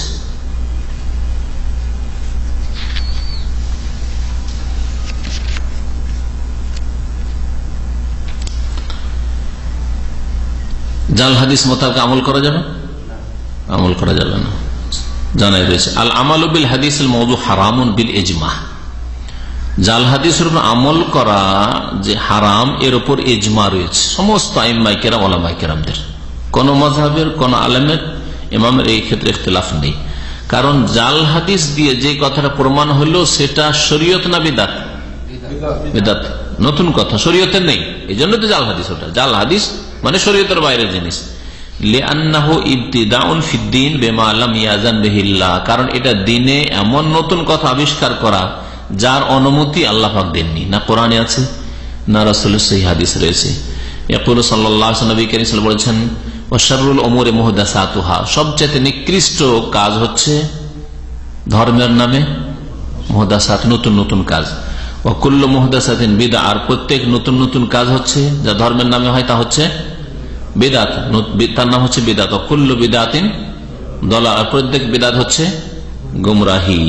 আর নাসাইতে আরো বাড়তি আছে ওয়াকুল্লু দালালাতিন ফিন্নার, প্রত্যেক গুমরাহির পরিণাম হচ্ছে জাহান্নাম। সে বিদআত জাহান্নামে চিরকাল রাখবে, কিছু বিদআতের ক্ষেত্রে যদি কুফরি শিরক পর্যন্ত পৌঁছায়, আর না হলে দীর্ঘকাল রাখবে, কিছু কাল রাখবে, বা কবরের আযাব দিয়ে মাফ হবে যদি অল্প স্বল্প বিদআত থাকে, অথবা দুনিয়ার শাস্তি আযাব পেয়েও মাফ হইতে পারে।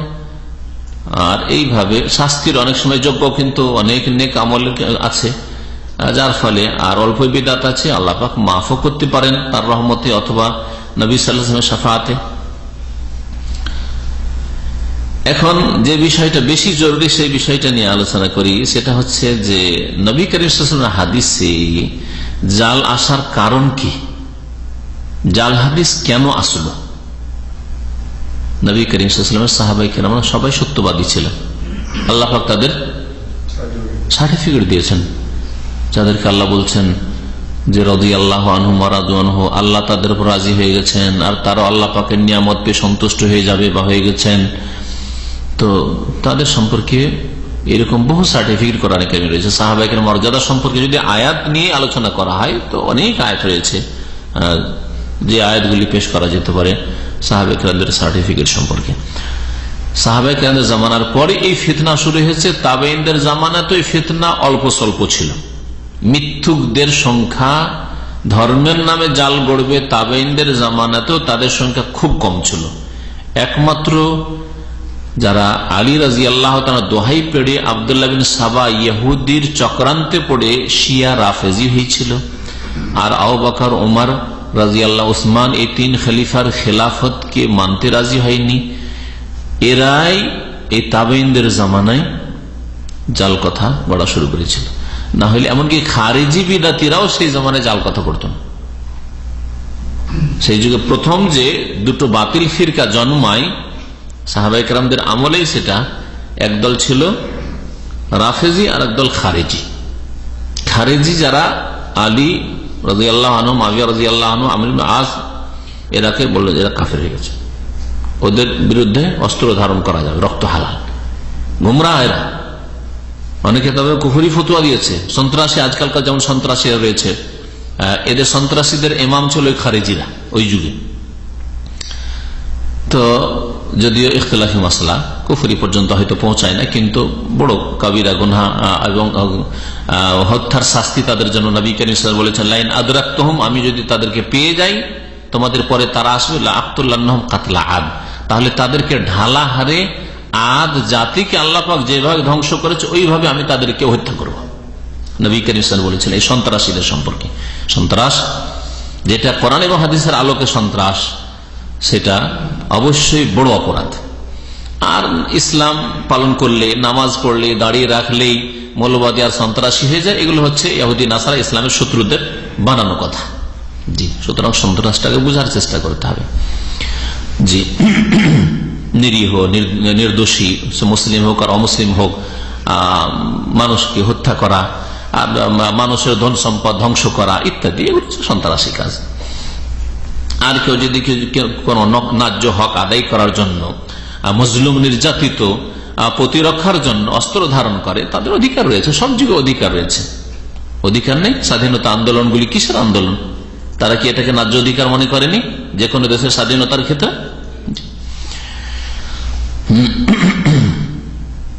তো হাদিস যে গড়ল যে লোকেরা, সেসব লোকদের পিছনে কারণ কি ছিল, কেন হাদিস গড়ল? বিভিন্ন কারণ উলামায়ে কেরামগণ উল্লেখ করেছেন। তার একটি কারণ হচ্ছে রাজনৈতিক মতবিরোধ, ইখতিলাফ সিয়াসি। সিয়াসত মানে হচ্ছে রাজনীতি, আর ইখতিলাফ মানে হচ্ছে মতবিরোধ বা মতনৈক্য। সিয়াসি ইখতিলাফ, রাজনৈতিক মতবিরোধের কারণে আমাদের দলটাকে শক্তিশালী করতে হবে, আমরা যে মতাদর্শের উপর আছি সেটাকে বলিষ্ঠ করতে হবে, সেই জন্য হাদিস গড়া শুরু করলো। আর এই প্রথম এই ফিতনা শুরু হয় উসমান রাদিয়াল্লাহু তাআলা আনহুর শাহাদাতের পর। ফাটল ধরে। আর তারপরে ধীরে ধীরে এই ইখতিলাফ জটিল হতে থাকে, আর প্রত্যেককে নিজের নিজের দলকে শক্তিশালী করার জন্য মিথ্যা কথা গড়তে শুরু করে। এই হচ্ছে রাজনৈতিক বিরোধ। রাজনৈতিক বিরোধে উমাইয়া গোত্রে যখন হুসাইন রাদিয়াল্লাহু তাআলা আনহুর শাহাদাতের পরে আরো বেশি চরম অবস্থা সৃষ্টি হলো, তাই না? এখন উমাইয়া গোত্রের খেলাফতের সুনামে যারা তাদের সাপোর্টার হাদিস গড়া শুরু করলো, যারা হুসাইন রাদিয়াল্লাহু তাআলা আনহুর এমন ভক্ত যে একেবারে উলুহিয়াত পর্যন্ত পৌঁছে গেছে, ইয়া আলী ইয়া হুসেন করনেওয়ালা যারা, তারা তখন এর সমর্থনে, শিরক কুফরের সমর্থনে হাদিস গড়া শুরু করলো। এটা হচ্ছে রাজনৈতিক বিরোধের কারণে জাল হাদিস গড়া। সে কোন খলিফার সমর্থনে হোক বা কোন বংশের সমর্থনে হোক, যে বংশ রাজ ক্ষমতায় রয়েছে, এইভাবে হয়েছে।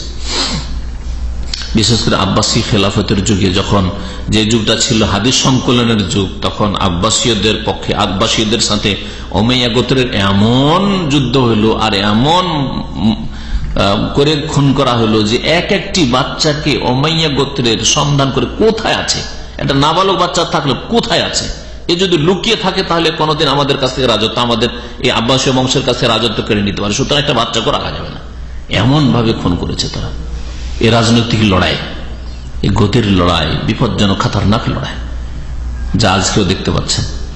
এর জন্য হক না হোক আর ভালো মন্দের কোনো পার্থক্য নেই, গদি টিকলেই হইল, নেতৃত্বে পৌঁছলেই হইল। আজকে গণতান্ত্রিক পদ্ধতির কথা বলছি, কিন্তু কোথায় গণতন্ত্র? আসলে এইসব লড়াই আর কাটাকাটি, মারামারি আর এই মানব রচিত বিধানে কি করে শান্তি আসবে যদি আল্লাহ পাকের কোরআন কারীম আর রাসূলের হাদিস থেকে দূরে সরে যায় মানুষ। তো এই ছিল একটা কারণ জাল হাদিস গড়ার। আর একটা হচ্ছে ধর্মীয় ইখতিলাফ, রাজনৈতিক ইখতিলাফ। আর দ্বিতীয় কারণ জাল হাদিস গড়ার হচ্ছে ধর্মীয় ইখতিলাফ, আকীদার ইখতিলাফ, মাসলা মাসাইলের ইখতিলাফ। মানে ইখতিলাফ হয়েছে, আর আমরা যেটা মসলা বিশ্বাস করি, যে আকীদা বিশ্বাস করি, তার সমর্থনে হাদিস পাচ্ছি না, গড়ে দেয় একটা হাদিস। আর সেই যুগটা হাদিস এখনো কিতাবের আকারে আসেনি, হ্যাঁ, বা হাদিস সংকলন চলছে কিন্তু এইভাবে কিতাবে লিপিবদ্ধ হয়নি। এই যুগটা ছিল প্রথম শতাব্দী, দ্বিতীয় শতাব্দী, তৃতীয় শতাব্দী পর্যন্ত। এই যুগগুলি ছিল সবচেয়ে বেশি জাল হাদিস গড়ার যুগ। তো বিভিন্ন লোক এইভাবে জাল হাদিস গড়েছে নিজের স্বার্থে, এমনকি নিজের ইমামের প্রশংসায়। আর যে বিরোধী ইমাম তার কুৎসায় জাল হাদিস গড়েছে। এর একটা নজির হচ্ছে মামুন বিন আহমদ দাজ্জাল কাজ্জাব, মিথ্যুক। মামুন বিন আহমদ ইরাকের কোন এক মসজিদের সম্ভবত কুফার খতিব ছিল, আর কত বড় যে মিথ্যুক ছিল। আর ইমাম আবু হানিফা রাহমাতুল্লাহ আলাইহির অন্ধভক্ত, আর এমন যে অবৈধ নাজাইজ অন্ধভক্ত। এক হচ্ছে ভক্ত হওয়া, আর একটা হচ্ছে নাজাইজ ভক্তি। নাজাইজ ভক্তি হচ্ছে যে ভালোবাসতে বাসতে তার সম্পর্কে জাল কথা অনেক করা, আর তার যদি কেউ বিরোধিতা করে এক দুটা মাসলায়, তাহলে তাকে একবার ডুবিয়ে দেওয়া। জাল হাদিস গড়েছে অনেকগুলি, তার মধ্যে একটি জাল হাদিস এই মামুন বিন আহমদ মিথ্যুকের হচ্ছে ইয়াকুনু ফি উম্মতি রাজুলুন ইউকালু লাহু আবু হানিফা। আমার উম্মতে একটা লোক পয়দা হবে নবীর নামে, কালা রাসূলুল্লাহ বলে বর্ণনা করছে। রাসূলুল্লাহ সাল্লাল্লাহু আলাইহি ওয়াসাল্লাম বলেছেন, আমার উম্মতে একটা লোক পয়দা হবে যার নাম হবে আবু হানিফা। যার নাম হবে আবু হানিফা। হুয়া সিরাজ উম্মতি, সে হবে আমার উম্মতের প্রদীপ, আমার উম্মতের আলো, সিরাজ উম্মতি। আর আরেকটা হাদিস কি করলো ইমাম শাফির কুৎসাই, ইয়াকুনু ফি উম্মতি রাজুলুন, আমার উম্মতে একটা লোক পয়দা হবে, হ্যাঁ, ইয়াকুনু ফি উম্মতি ইউকালু লাহু মুহাম্মদ ইবনে ইদ্রিস, তাকে বলা হয় মুহাম্মদ বিন ইদ্রিস। তার নাম হবে কি? মোহাম্মদ বিন ইদ্রিস আর শাফি, বাপের নাম ছিল ইদ্রিস আর তার নাম ছিল মোহাম্মদ, ইমাম শাফির নাম। হুয়া আদারু আলা উম্মতি মিন ইবলিস, সে ইবলিসের চাইতে বেশি আমার উম্মতের ক্ষতি করবে। ইমাম শাফি এত ক্ষতি করেছেন। হ্যাঁ, মামুন বিন আহমদ একজন কাজ্জাব দাজ্জাল ছিল ইরাকে। সে হাদিস গড়ল ইমাম শাফির কুৎসাই, আমার উম্মতে একটা লোক পয়দা হবে, ওর নাম হবে মোহাম্মদ বিন ইদ্রিস ও আদারু আলা উম্মতি মিন ইবলিস, ইবলিসের চাইতে বেশি আমার উম্মতের ক্ষতি করল। 3 নম্বর হাদিস শুনেন এই মিথ্যুকের, দাজ্জালের। বলছে মান কারা খালফাল ইমামে মলিয়াফুহু নারান, কেউ যদি ইমামের পিছনে সূরা ফাতিহা পড়ে বা কোনো কেরাত পড়ে, তেলাওয়াত করে, তার মুখে আগুন দেওয়া হয়। এটা এই কাজদাবের গড়া। এটা আমাদের দেশের অনেক জাহেল বক্তারা বা যারা ধর্মান্ধ, মানে মযহাবের অন্ধ, হাদিস সহিহ জয়ীফ দেখা দেখি নেই, জাহেল। জাহেল না হয় মুতাজাহিল, হয় জাহেল আর না হলে মুতাজাহিল। বুঝলেন জাহেল আর মুতাজাহিল? জাহেল মানে যে জানে না, সহিহ জয়ীফ জানেই না। অধিকাংশ ওয়াইজ বক্তা আমাদের সমাজের এরা হলো জাহেল, মূর্খ, জানেই না। আর মুতাজাহিল মানে হাদিসের জ্ঞান আছে কিন্তু মযহাবের অন্ধত্বের কারণে সহিহ জয়ীফের জ্ঞান চর্চার সুযোগ থাকা সত্ত্বেও প্রতিপক্ষ যে আছে, যারা বিরোধী, যারা সূরা ফাতিহা পিছনে পড়ে, ওকে হাসতে হাসতে ডুবিয়ে দেওয়ার জন্য বয়ান করে। মুতাজাহিল, জাহেল বনে যাওয়া। জাহেল নয় কিন্তু জাহেল বনে যায়, তৈরি হয়ে যায়। এই কিছু নজির বললাম কেমন জাল হাদিস, মযহাবী ইখতিলাফ, মযহাবী দ্বন্দ্বের জন্য কেমন জাল কথা গড়ে। শুনবেন, আমি যখন বক্তব্য করেছিলাম মযহাবী কন্দল এবং তার অনিষ্ট, তাতে ওই কন্ডিশনগুলো বিভিন্ন কিতাব থেকে অনেক মেহনত করে হাসিল করেছিলাম। এখন সেগুলি কোথায় যে গেছে আল্লাহ জানে। এখন আবার নতুন করে মেহনত করতে হবে, আর না হলে আমার বক্তব্য আমাকে আবার নতুন করে শুনতে হবে। তো ওতে একটা বই এক মিথ্যুক লিখেছিল, আবু সালত তার উপনাম, ইমাম আবু হানিফা রাহমাতুল্লাহ আলাইহির প্রশংসা সম্পর্কে। তাতে লিখেছে যে ইমাম আবু হানিফা রাহমাতুল্লাহ আলাইহি যখন কাবা শরীফ আসলেন, তখন কাবা ঘরের ভিতর থেকে একটা গায়বী আওয়াজ আসলো। গায়বী আওয়াজ আসলো, গায়বী আওয়াজ এসে বলল, হে আবু হানিফা, ইন্নাল্লাহা কাদ গাফারা লাকা ওয়া লিমান তাবিআকা ইলা ইয়াউমিল কিয়ামাহ। আল্লাহ তোমাকে মাফ করে দেওয়ার ঘোষণা করলেন কাবা ঘর থেকে, আল্লাহর ঘোষণা, আর তোমার যত অনুসারী হবে কিয়ামত পর্যন্ত সবকে মাফ। তার সম্পর্ক আব্দুল কাদের জিলানী কিন্তু আবু হানিফার অনুসরণ করেনি মযহাবে, সে হাম্বলি ছিল। কিন্তু মনে রাখেন আব্দুল কাদের জিলানী মযহাবী দিক থেকে হাম্বলি ছিলেন। তাহলে তো মাফের সার্টিফিকেট তো পেলেন না আব্দুল কাদের জিলানী। এরকম কথা আছে। এগুলো যে যার ভক্ত তার সম্পর্কে কি না করেছে আল্লাহ পাক ভালো জানে। তো যাই হোক, বলছিলাম যে মযহাবী কন্দলের জন্য আর রাজনৈতিক কন্দলের জন্য জাল হাদিস পয়দা হয়েছে। দুটো কারণ শুনলেন তো। 3 নম্বর কারণ শুনেন। 3 নম্বর কারণ হচ্ছে ইসলামের শত্রুতা আর বিধর্মিতা।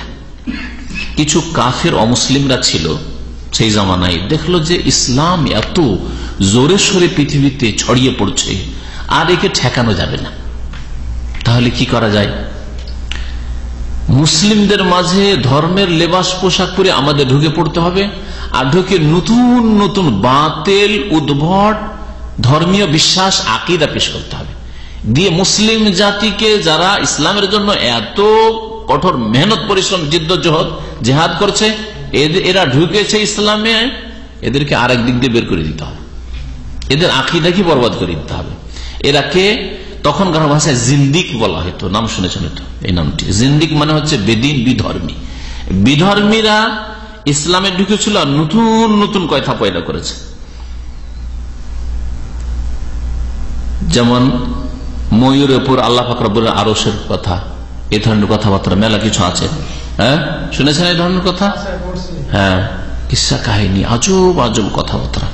তো যাই হোক, যখন এই ধরনের উদাহরণগুলি আসবে তখন হাতে নাতে ওই এইরকম বিধর্মীরা যে হাদিসগুলি গড়েছে সেগুলি পেশ করা যাবে। বিধর্মীদের একদল যেমন আলী এলাহ, আলীর মধ্যে খোদাই এলাহি শক্তি আছে।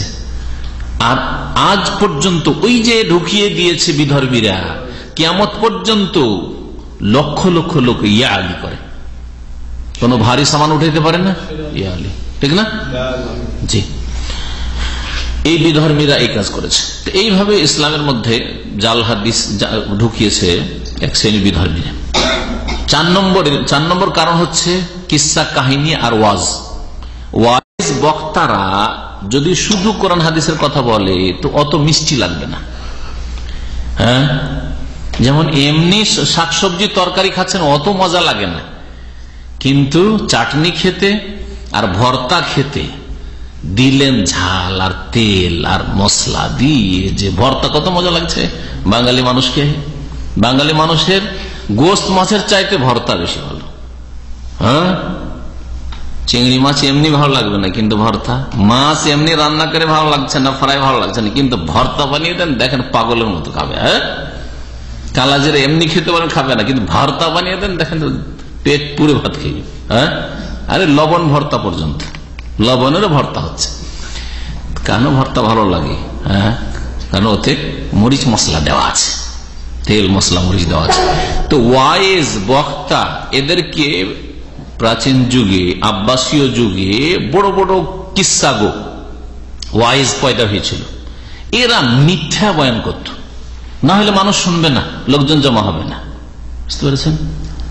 আমাদের সমাজে জলসা ওয়াজ মাহফিলে ওই রকম পেশাদার বক্তাগুলি কেন ডাকে? সুর করা বক্তা, 4-5 ঘন্টা বলবে কানে হাত দিয়ে, আর কোথাকার কিস্সা কোথায় যে শোনাইলো, মা আনজাল্লাহ মিন সুলতান, কোরআনে পাবেন না, হাদিস পাবেন না, কিন্তু শুনাইলো। সাদ্দাদের কিস্সা কোন আয়াতে আছে? একটা হাদিস দেন তো, সাদ্দাদের বেহেশতের ঘটনা, একটা হাদিস, সহি হাদিস আছে। কিন্তু আমাদের ওয়াইজরা কি করে? মানুষকে কাঁদিয়ে ফেলে সাদ্দাদের বেহেশতের কথা বলে। হ্যাঁ, এইরকম কত কি যে আছে। তো এই কিস্সা কাহিনী বয়ান করতে গিয়ে জাল হাদিস গড়েছে, কখনো মানুষকে উৎসাহিত করার জন্য, কখনো মানুষকে ভয় দেখাবার জন্য। তারগিব তারহিব, তারগিব তারহিবের মধ্যে মানে উৎসাহিত করার জন্য, অনুপ্রেরণা যাতে জাগে ভালো আমল করার জন্য, অথবা ভয় পাই, পাপ করতে যাচ্ছে ভয় পাই, এইরকম জাল হাদিস গড়া শুরু করলো এক শ্রেণীর লোকেরা ওয়াজ করতে গিয়ে, ওয়াইজ বক্তারা। যেমন আমাদের অঞ্চলে এক বক্তার কথা শুনলাম, আমি বাড়িতে ছিলাম, তো আমার আত্মীয় এসে শুনেল যে আমি জলসা শুনতে গেছিলাম, তো শুনে এসে যে ব্যক্তি তাস খেলবে, তাস খেলা জুয়া না, এমনি তাস খেলে, যে আমাদের দেশের লোকেরা অনেক সময় টাইম পাস করার জন্য, যেটা জায়েজ নয়, সময়ের অপচয় এবং আল্লাহর জিকির থেকে গাফিলতি অবশ্যই জায়েজ নয়। যেই ব্যক্তি তাস খেলবে, বলছে তাসটা মারলে, শুনে এসছে ওই ওয়াইজের কাছ থেকে, তাসটা যখন খেলে এরকম করে বলছে মায়ের লজ্জা স্থানে হাত দিল। আমার শোনা, আমার আত্মীয় শুনে এসছে ওয়াজ থেকে, বলছে তাস খেললে সে মায়ের লজ্জা স্থানে হাত দিল। এইরকম আগের যুগেও ওয়াইজ আর বক্তা ছিল, আজকালকার কম বক্ত বক্তা। এই বক্তাগুলোকে আমি কম বক্ত কহি, এই জন্য বক্তা, বক্তা আসলে বক্তা না, বক্ত, আর ওটা কম লাগাইতে হবে, কম বক্ত, কম বক্ত।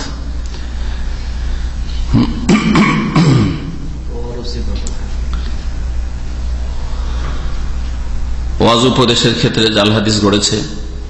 যেমন একজন লোকের কথা শোনেন, মাইসারা বিন আব্দুর রব্বিহি, লোকটার নাম ছিল মাইসারা, বাপের নাম আব্দুর রব্বিহি।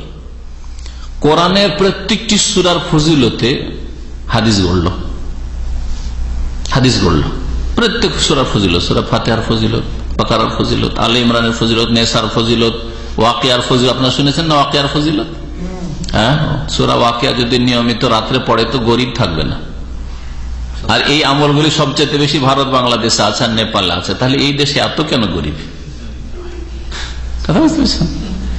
আর সৌদি আরবে একটিও লোক এই আমল করে না, তো এই দেশে কেন আবার পয়সা? চিন্তা করছেন? তাহলে তো এদের কাল্লা খেতেই দিত না, যে সূরা ওয়াকিয়া পড়িস না, তোরাকে খেতে দেবো।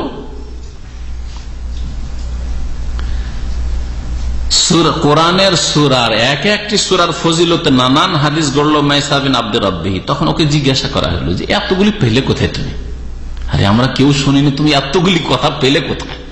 যে প্রত্যেক সূরার ফজিলত, প্রত্যেক সূরার ফজিলত। ওয়ালাম্মা সুইলা আন যালিক কাল, তখন সে জবাব বলল, আরে জানো, রাআইতুন নাসা ইনসারাফা আনিল কোরআন, আজকালকার জামানায় লোকজনকে দেখছি যে কোরআন বিমুখ হয়ে গেছে, কোরআন পড়তে চায় না, কোরআন শিখতে চায় না, কোরআন মুখস্থ করতে চায় না, কোরআন তিলাওয়াত করতে চায় না, দুনিয়ায় মেতে উঠেছে।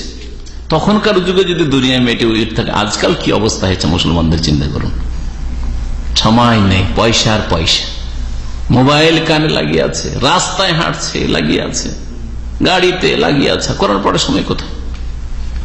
তখনকার যুগে এইরকম অবস্থা খানিকটা দেখে, তখনকার যুগ না এই মোবাইল ছিল না, টেলিফোন ছিল না, এত ব্যস্ততায় ছিল না, এত ব্যবসা বাণিজ্য ছিল, তারপরে লোকজনকে যখন দেখলো যে খুব কোরআন টোরআন পড়ে না, তখন এই জাল গড়া শুরু করলো। বলছে নিজে স্বীকার করছে, নিজে সে স্বীকার করেছে স্বয়ং, রাআইতুন নাসা ইনসারাফা আনিল কোরআন, মানুষজনকে যখন দেখলাম যে কোরআন থেকে এরা বিমুখ হয়ে গেছে, ফিরে গেছে, ফাওয়াযাতুহা, তখন এই জাল হাদিসগুলি আমি গড়ে দিলাম, জাল হাদিসগুলি তৈরি করে দিলাম। ওরা দেব নাসা ফিহা, উদ্দেশ্য আমার ছিল যাতে মানুষকে কোরআনের দিকে ধাবিত করি, উৎসাহিত করি।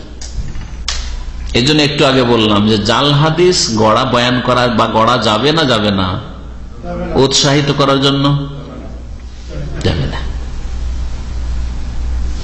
ওই জাহেলরা বলেছে মান কাযাবা আলাইয়া, আরবি ভাষায় আলাইয়া অনেক সময় বিপরীত অর্থ হয়, যে যেই ব্যক্তি আমার বিরুদ্ধে, আলাইয়া মানে যেমন দা আলাইয়া মানে আমার উপর বদদুয়া করলো, আর দা লাহু লামটা সমর্থনে আছে, দা লাহু মানে ওর জন্য নেক দোয়া করলো, আর দা আলাইহে মানে ওর উপর বদদুয়া করলো। তো মান কাযাবা আলাইয়া মুতাআম্মিদান, যে সহিহ মুসলিমের হাদিসটা আছে, যেই ব্যক্তি আমার সম্পর্কে মিথ্যা কথা গড়বে, মিথ্যা কথা জেনে শুনে বলবে, তা সেই ব্যক্তি জাহান্নামে তার স্থান তৈরি করে নিক, তাই না হাদিসটা? এই হাদিসের এই জাহেল মূর্খরা ব্যাখ্যা করেছিল মান কাযাবা আলাইয়া, নবী বলেছেন আমার সম্পর্কে মানে আলাইয়া আমার বিরুদ্ধে, আমার ক্ষতি করার জন্য, শরীয়তের ক্ষতি করার জন্য যদি মিথ্যা কথা বলে তাহলে জাহান্নামে যাবে। আর আমরা তো শরীয়তের ক্ষতি করার জন্য না, কোরআনের ক্ষতি করার জন্য, কোরআনের লাভ করার জন্য, কোরআন বেশি বেশি পড়ুক মানুষ, হ্যাঁ নামাজের দিকে আসুক, মসজিদের দিকে আসুক, এই জন্য জাল হাদিস গড়েছি। দেখছেন কেমন জেহালত? হ্যাঁ, মানে ইসলামের স্বার্থে যদি মিথ্যা কথা বলি তাহলে অসুবিধা নেই। যেমন এক শ্রেণীর লোকেরা আজকাল ওই বাড়াবাড়ি কথাবার্তা এই জন্যই বলে যে মানুষকে আমরা তো ধর্মের কথাই বলছি, সুতরাং জাল জয়ীফ, এমন অসুবিধাটা কি আছে? 6 নম্বর উদ্দেশ্য ছিল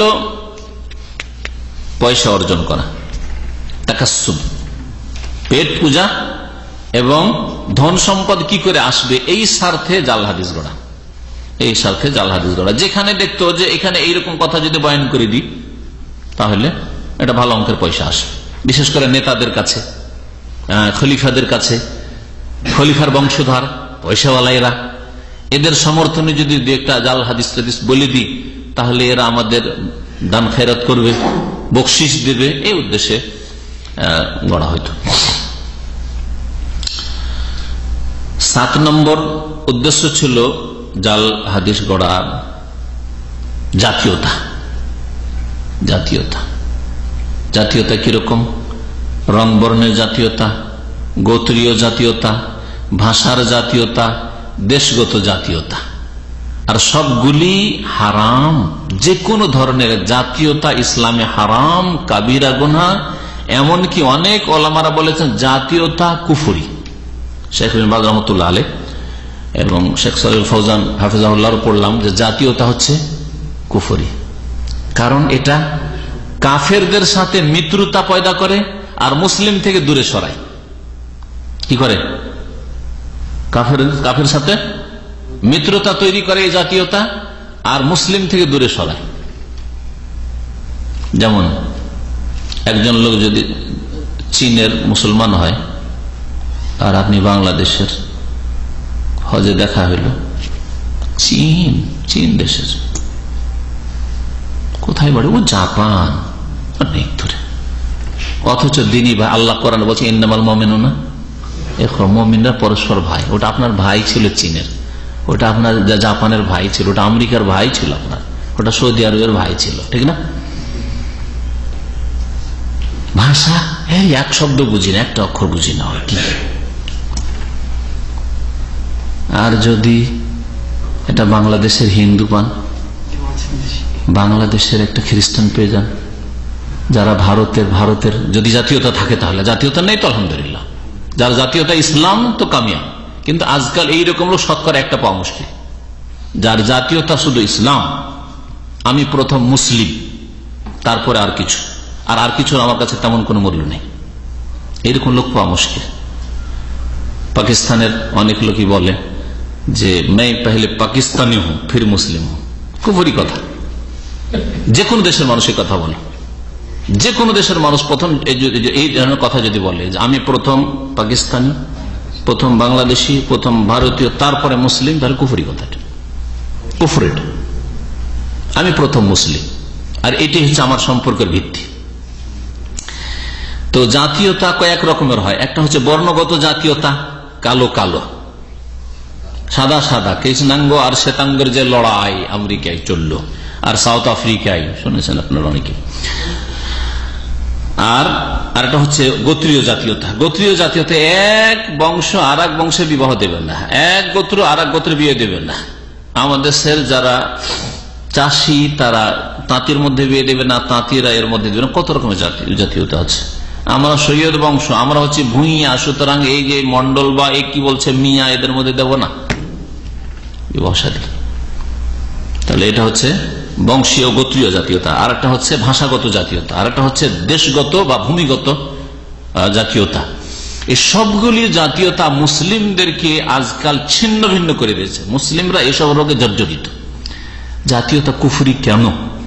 ওলামারা যে বলেছে জাতীয়তা কুফরি, শুধু এমনি পাপ নয় বা এমনি এটা মানে অনইসলামিক বিষয় নয় শুধু, বরং এটা কুফরি কেন? কি বলেছিলাম সংক্ষেপে? যে আল্লাহর শত্রু কাফেরকে আপনজন বানিয়ে দেয় জাতীয়তা, আর আল্লাহর বন্ধু মমিনকে দূরে সরিয়ে দেয়। বললাম না? ও কোথাকার, ওর ভাষা ইন্দোনেশীয়, ওর ভাষাও বুঝি না। এটা ইন্দোনেশিয়ার সাথে বসতে বললে, খেতে বসতে বললে অরুচি লাগে। ইন্দোনেশি, ওর সভ্যতা আলাদা, ওর দেশ আলাদা, ওর ভাষা একটা বুঝি না, ওর প্লেটে বসতে রুচি হয় না। অথচ সে মুসলিম ভাই, আপনার আমার মুসলিম ভাই। কিন্তু একটা বাঙালি হিন্দুকে যদি আপনার প্লেটে বসিয়ে দেওয়া হয়, একসাথে মেশ করে খাচ্ছে। বাঙালি খ্রিস্টানকে যদি একসাথে বসিয়ে দেওয়া হয়, হিন্দি ভাষী একটা, কেরালা ভাষী, ইন্ডিয়ান ইন্ডিয়ান, মুসলিম একজন আর একজন কাফের যদি বসিয়ে দেওয়া, অসুবিধা নেই।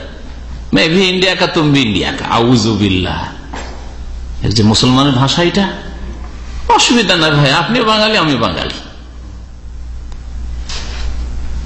একজন আল্লাহর শত্রু, একজন আল্লাহর বন্ধু, কি করে হইতে পারে এটা? অসুবিধা না, আমি বাঙালি তুমি বাঙালি, অসুবিধা না। আমরা সবাই সৌদি, শিয়া শূন্য হইলে কি, আমরা সবাই সৌদি।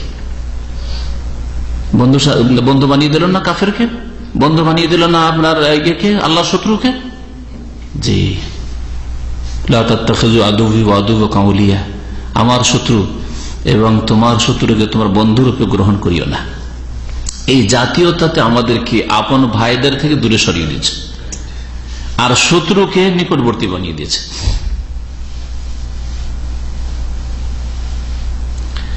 এই কোন রকমের জাতীয়তা যতগুলি বললাম, এই জাতীয়তা ইসলামের নেই। ইসলামের জাতীয়তা হচ্ছে ইসলাম, ইন্না দীনা ইনদাল্লাহিল ইসলাম, আর ইন্না আকরামাকুম ইনদাল্লাহি আতকাকুম, তোমাদের মধ্যে সবচেয়ে সম্মানীয় কে?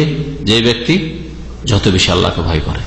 যে ব্যক্তি যত বেশি আল্লাহকে ভয় করে, সেই ব্যক্তির সাথে তত বেশি আপনার সম্পর্ক হবে, যদি আপনার সত্যি ইমানি জজবা থাকার, ইমানি মহব্বত থাকে। তো এই জাতীয়তার কারণে বেশ কিছু জাল হাদিস গড়া হয়েছে। আরব এক শ্রেণীর লোকেরা আরবি ভাষার ফজিলতে, আর আরব জাতির ফজিলতে, আবার বিভিন্ন বংশ বিভিন্ন বংশের ফজিলতে, বিভিন্ন শহরবাসী বিভিন্ন শহরের ফজিলতে হাদিস গড়েছে। মক্কা মদিনার ফজিলতে হাদিস সহি আছে, শাম দেশের ফজিলতে, ইয়ামানের ফজিলতে হাদিস সহি আছে।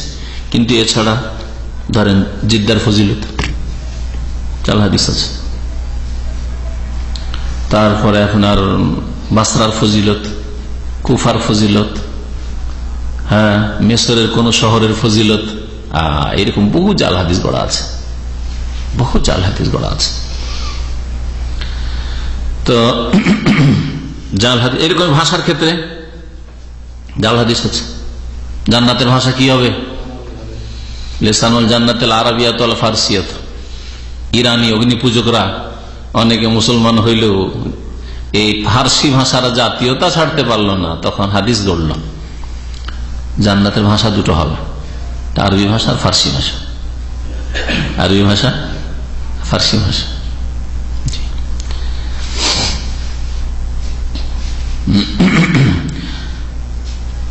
জাল হাদিস যখন এইরকম আসবে উদাহরণ, তখন আরো বুঝতে পারবেন যে কিভাবে জাল হাদিস মানুষ গড়েছে জাতীয়তার ভিত্তিতে। জাল হাদিস গড়েছে 8 নম্বর কারণ, শাসকদের নৈকট্য লাভের উদ্দেশ্যে। রাজা বাদশাদের, মন্ত্রীদের, হ্যাঁ, যারা প্রভাবশালী তাদের নৈকট্য লাভের উদ্দেশ্যে জাল হাদিস গড়েছে, যাতে করে ওদের মন মেজাজ মুআফিক হাদিস যদি পেশ করে দিই তাহলে বকশিস পাবো, এরকম করেছে।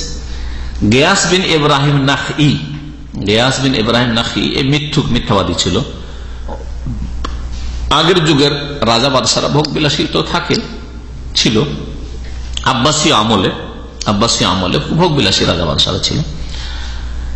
একদিন কবুতর নিয়ে খেলছিল মেহদি, বাদশাহ মেহদি কে জানেন? কি আছে? শেষ হয়েছে সময়, শেষ হয়ে গেছে, মেলা সময় হয়ে গেছে। তো ওকে কবুতর নিয়ে খেলতে দেখে, ওই মেহদি কবুতর নিয়ে খেলছে, ঠিক আছে, এ যদি একজন আলেম হয়তো, হাক্কানি আলেম, তাহলে দেখে একটু লজ্জা পেত। যেমন একটা লোক তাস খেলছে বা ধূমপান করছে, আমাদেরকে দেখলে অনেকে লজ্জা পাই না, আমাদের আখলাক আমল যদি ভালো থাকে তো লজ্জা পাবে দেখলে। কিন্তু আমরা একটা লোক সিগারেট খাচ্ছে, আসসালামু আলাইকুম, কেমন আছেন, ভালো আছেন, বসেন, লজ্জা পাবে? এটা আলেমদের চরিত্র হওয়া উচিত। সিগারেট খাচ্ছে আর এই পয়সাওয়ালা চৌধুরী সাহেব, মহাজন সাহেব অথবা নেতা সাহেব, মাদ্রাসার সেক্রেটারি, সভাপতি, মুহতামিম, সেই জন্য আসসালামু আলাইকুম, কেমন আছেন, বসেন, না, কখনো না। অন্তর থেকে, কমপক্ষে অন্তর থেকে ঘৃণা হচ্ছে যে আপনি সে মজলিস বর্জন করেন, দেখছেন যে সিগারেট খাচ্ছে, টান দিয়ে ওখান থেকে সরে পড়েন, তাহলে আপনার শ্রদ্ধা থাকবে।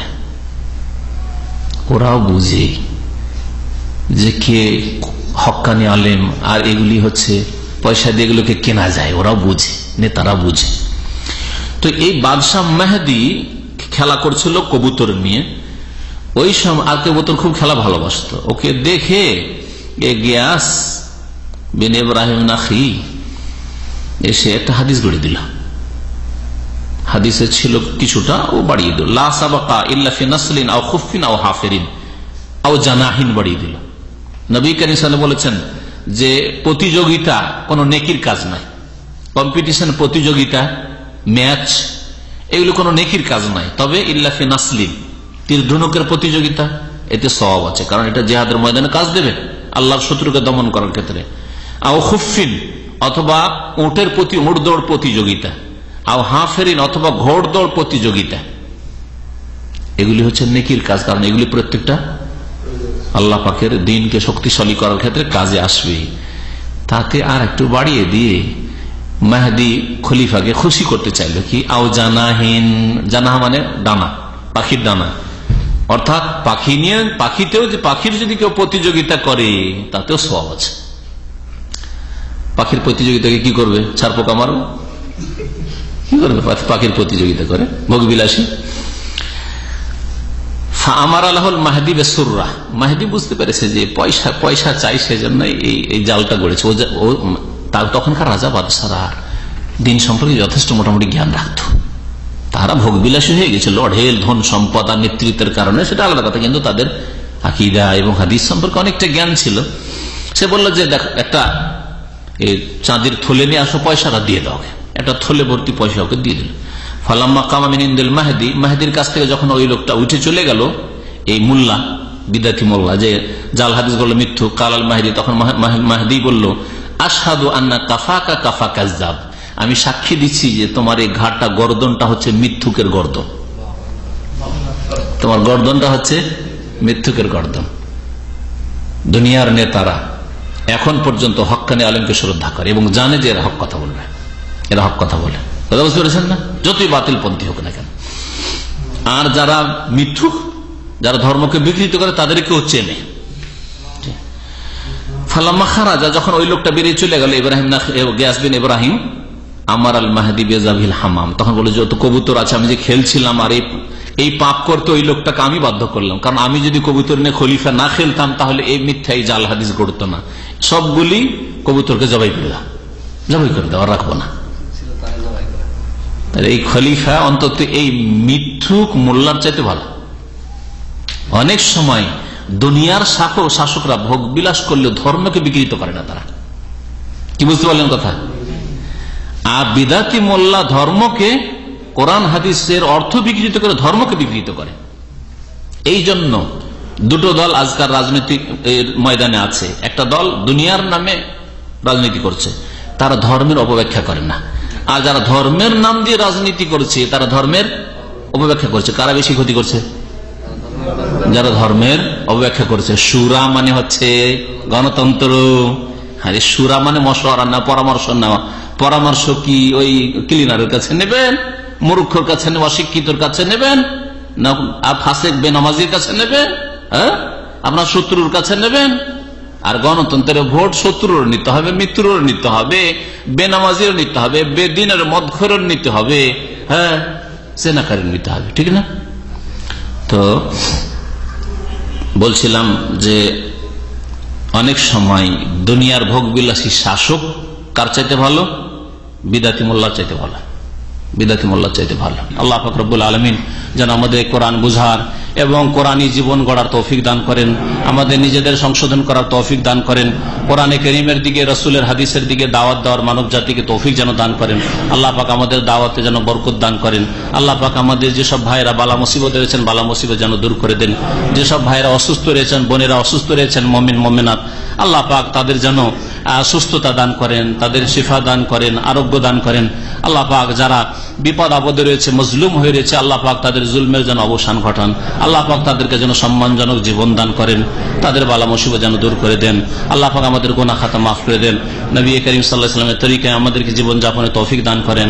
রব্বানা লা তুআখিযনা ইন নাসিনা আও আখতানা রব্বানা ওয়া লা তাহমিল আলাইনা ইসরান কামা হামালতাহু আলাল লাযিনা মিন ক্বাবলিনা রব্বানা ওয়া লা তুহাম্মিলনা মা লা তাকাতা লানা বিহি ওয়া'ফু আন্না ওয়াগফির লানা ওয়ারহামনা আনতা মাওলানা ফানসুরনা আলাল কওমিল কাফিরিন ওয়া সাল্লাল্লাহু আলা নবিয়িনা মুহাম্মদ ওয়া আলা আলিহি ওয়া সাহবিহি আজমাইন। 9 নম্বর কারণ হচ্ছে জাল হাদিস গড়ার যারা গড়েছে ব্যক্তি স্বার্থ অথবা কারো থেকে কোনো প্রতিশোধ নেওয়া, কারো উপর রাগ আছে, ঝাল আছে, আক্রোশ আছে, প্রতিশোধ নেওয়া কোন ব্যক্তি থেকে অথবা কোন গোষ্ঠী থেকে। অনেক সময় ব্যক্তির ওপর রাগ, অনেক সময় হয়তো ব্যক্তির নয়, একটা গোষ্ঠী, একটা জাতির ওপর আপনার আক্রোশ আছে। যেমন যে কোনো কারণে হোক না কেন, অনেক বাঙালিদের পাকিস্তানের নাম শুনলেই একটা আক্রোশ আছে, জাতির উপর একটা রাগ। ওর প্রেক্ষাপট আছে, অনেক কথাই সহি আছে, অনেক কথাই অতিরঞ্জন বাড়াবাড়িও আছে। যারা এইসব অপরাধ করেছে তারা দুনিয়া থেকে চলে গেছে, আল্লাহর কাছে ওর শাস্তি পেয়েও গেছে, যে পক্ষেরই হোক না কেন।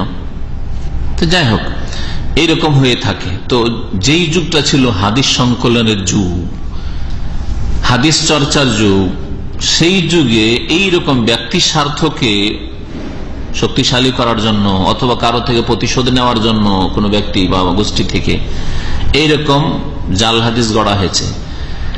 এর উদাহরণ দিতে গিয়ে একটা ঘটনা উল্লেখ করেছেন হাদিস বিশারদরা, যে সাদ বিন তুরাইফ বলে একজন লোক ছিল, পেশাগত সে মুচি ছিল। মুচি বুঝেন কাকে বলে? মুচি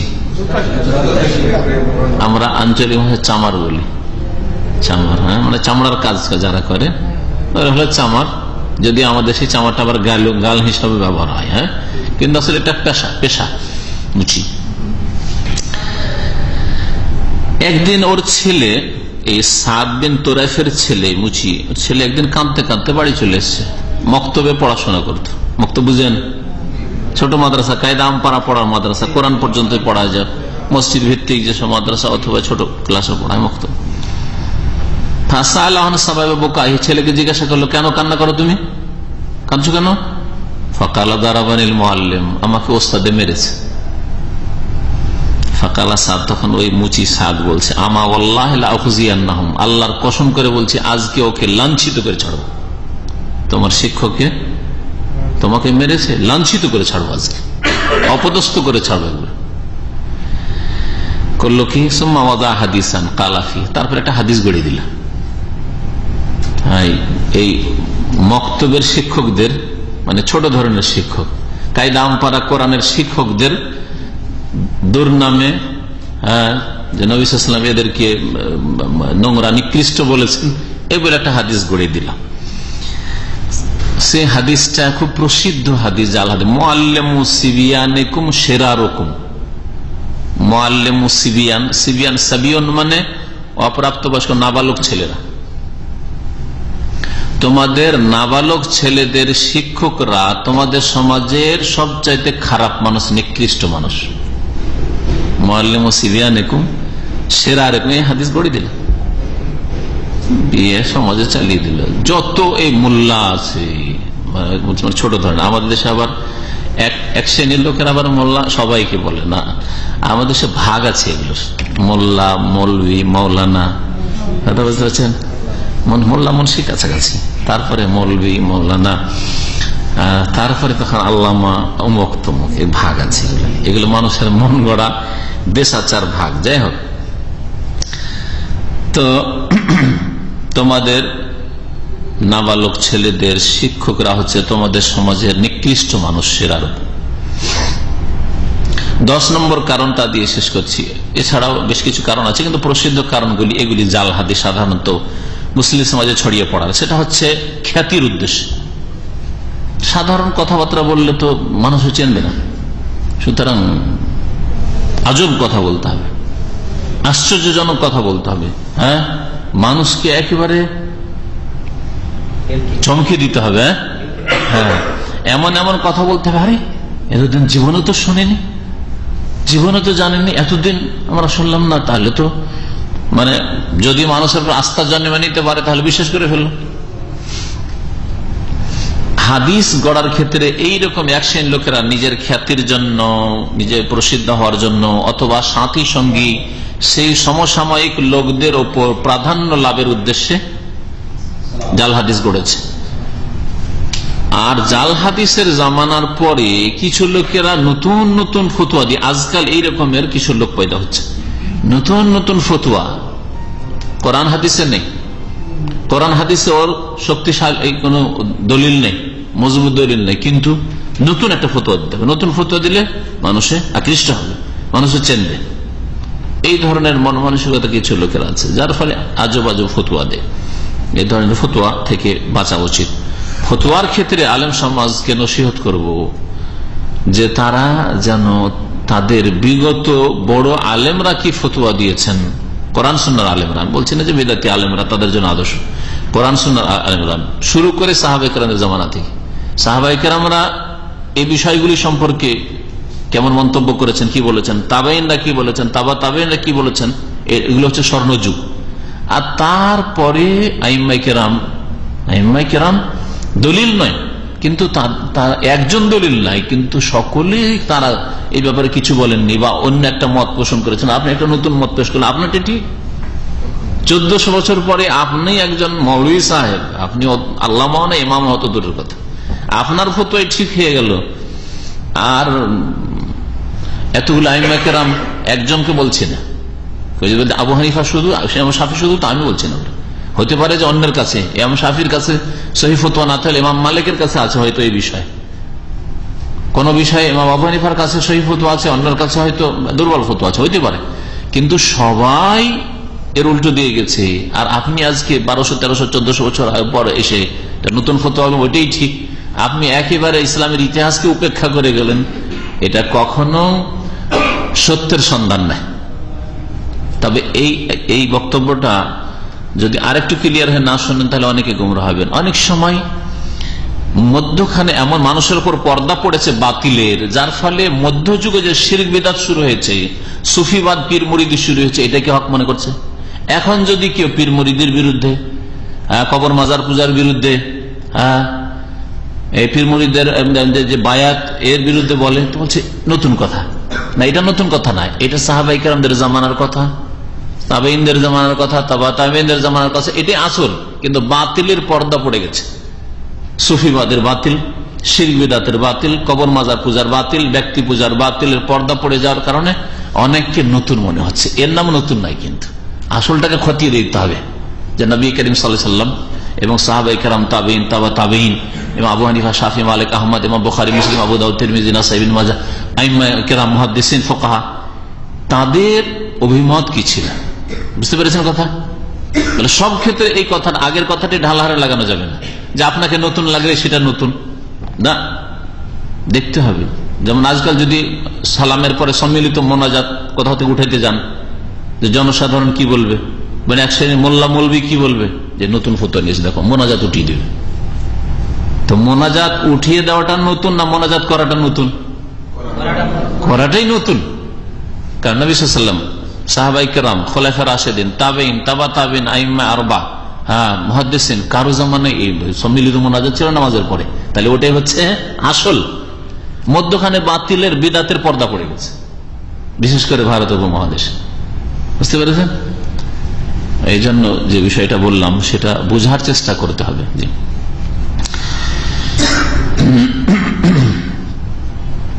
তো এই যে বিভিন্ন কারণে জাল জয়ীফ হাদিস যখন ছড়িয়ে পড়ল মুসলিম সমাজে, তখন আইম্মায়ে কেরাম, উলামায়ে কেরাম, মুহাদ্দিসিনরা কি খেদমত করলেন, কিভাবে এগুলি প্রতিরোধের চেষ্টা করলেন, কিভাবে এগুলিকে ঠেকানো যায়, এই সম্পর্কে বেশ কিছু মেহনত তারা করেছেন। এই মেহনতের পদক্ষেপগুলি সংক্ষেপে শুধু পয়েন্টগুলি বলি।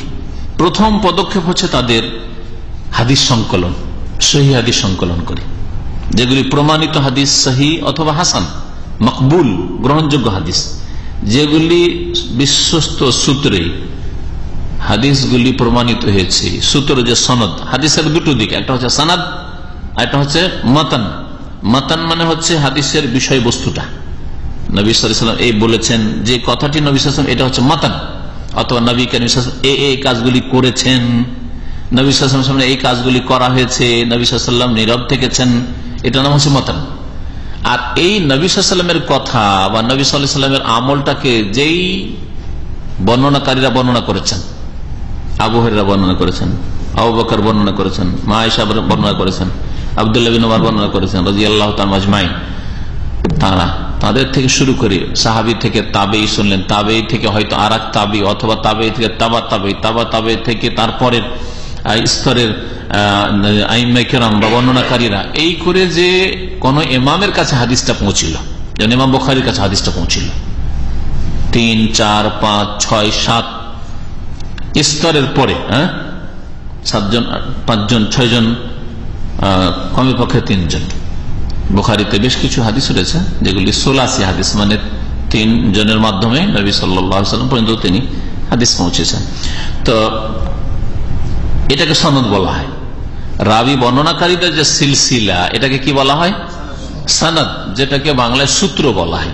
আপনি এই কথাটা কোন সূত্রে, ঘটনাটা কোন সূত্রে বলছেন যদি আপনাকে জিজ্ঞাসা করি, তখন বলবেন যে ভাই আমি তো দেখিনি, তবে আমি নিচে একজন লোকের কাছে শুনে এলাম। আচ্ছা, ও কার কাছে শুনেছে? ওকে জিজ্ঞেস করলাম, তো সে বললো যে সে শিকড় থেকে শুনে এসছে। আচ্ছা, ও কোথা থেকে শুনলো? ঘটনা তো খবরের। তো ও বলছে যে খবরের এক লোকের সাথে আমার দেখা হয়েছিল রাস্তায়। এর নাম হচ্ছে সানাদ। বুঝতে পেরেছেন? জি, এর নাম হচ্ছে সানাদ। উদাহরণ দিয়ে বললাম যাতে বুঝতে সুবিধা হয়।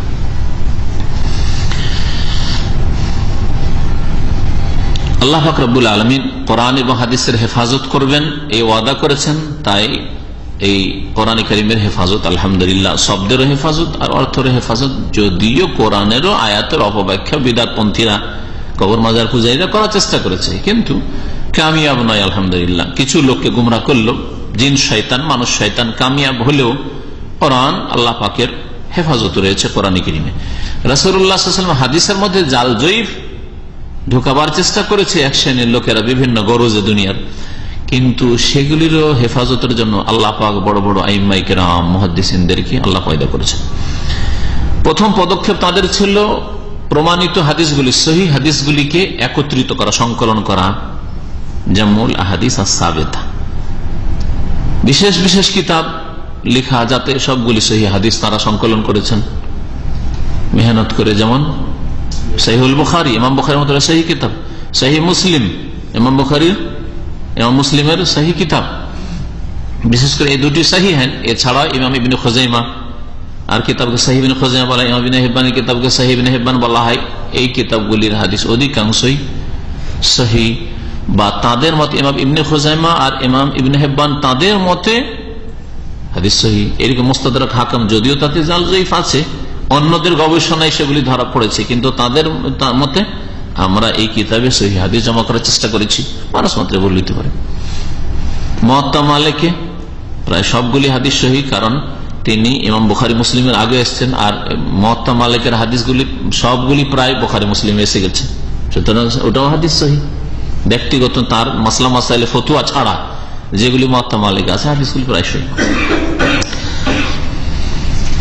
তারপরে হাদিস সহিহ সূত্রে যে প্রমাণিত হবে এর জন্য একটি খিদমত তারা করেছেন, সনদের উপর গুরুত্ব দেওয়া।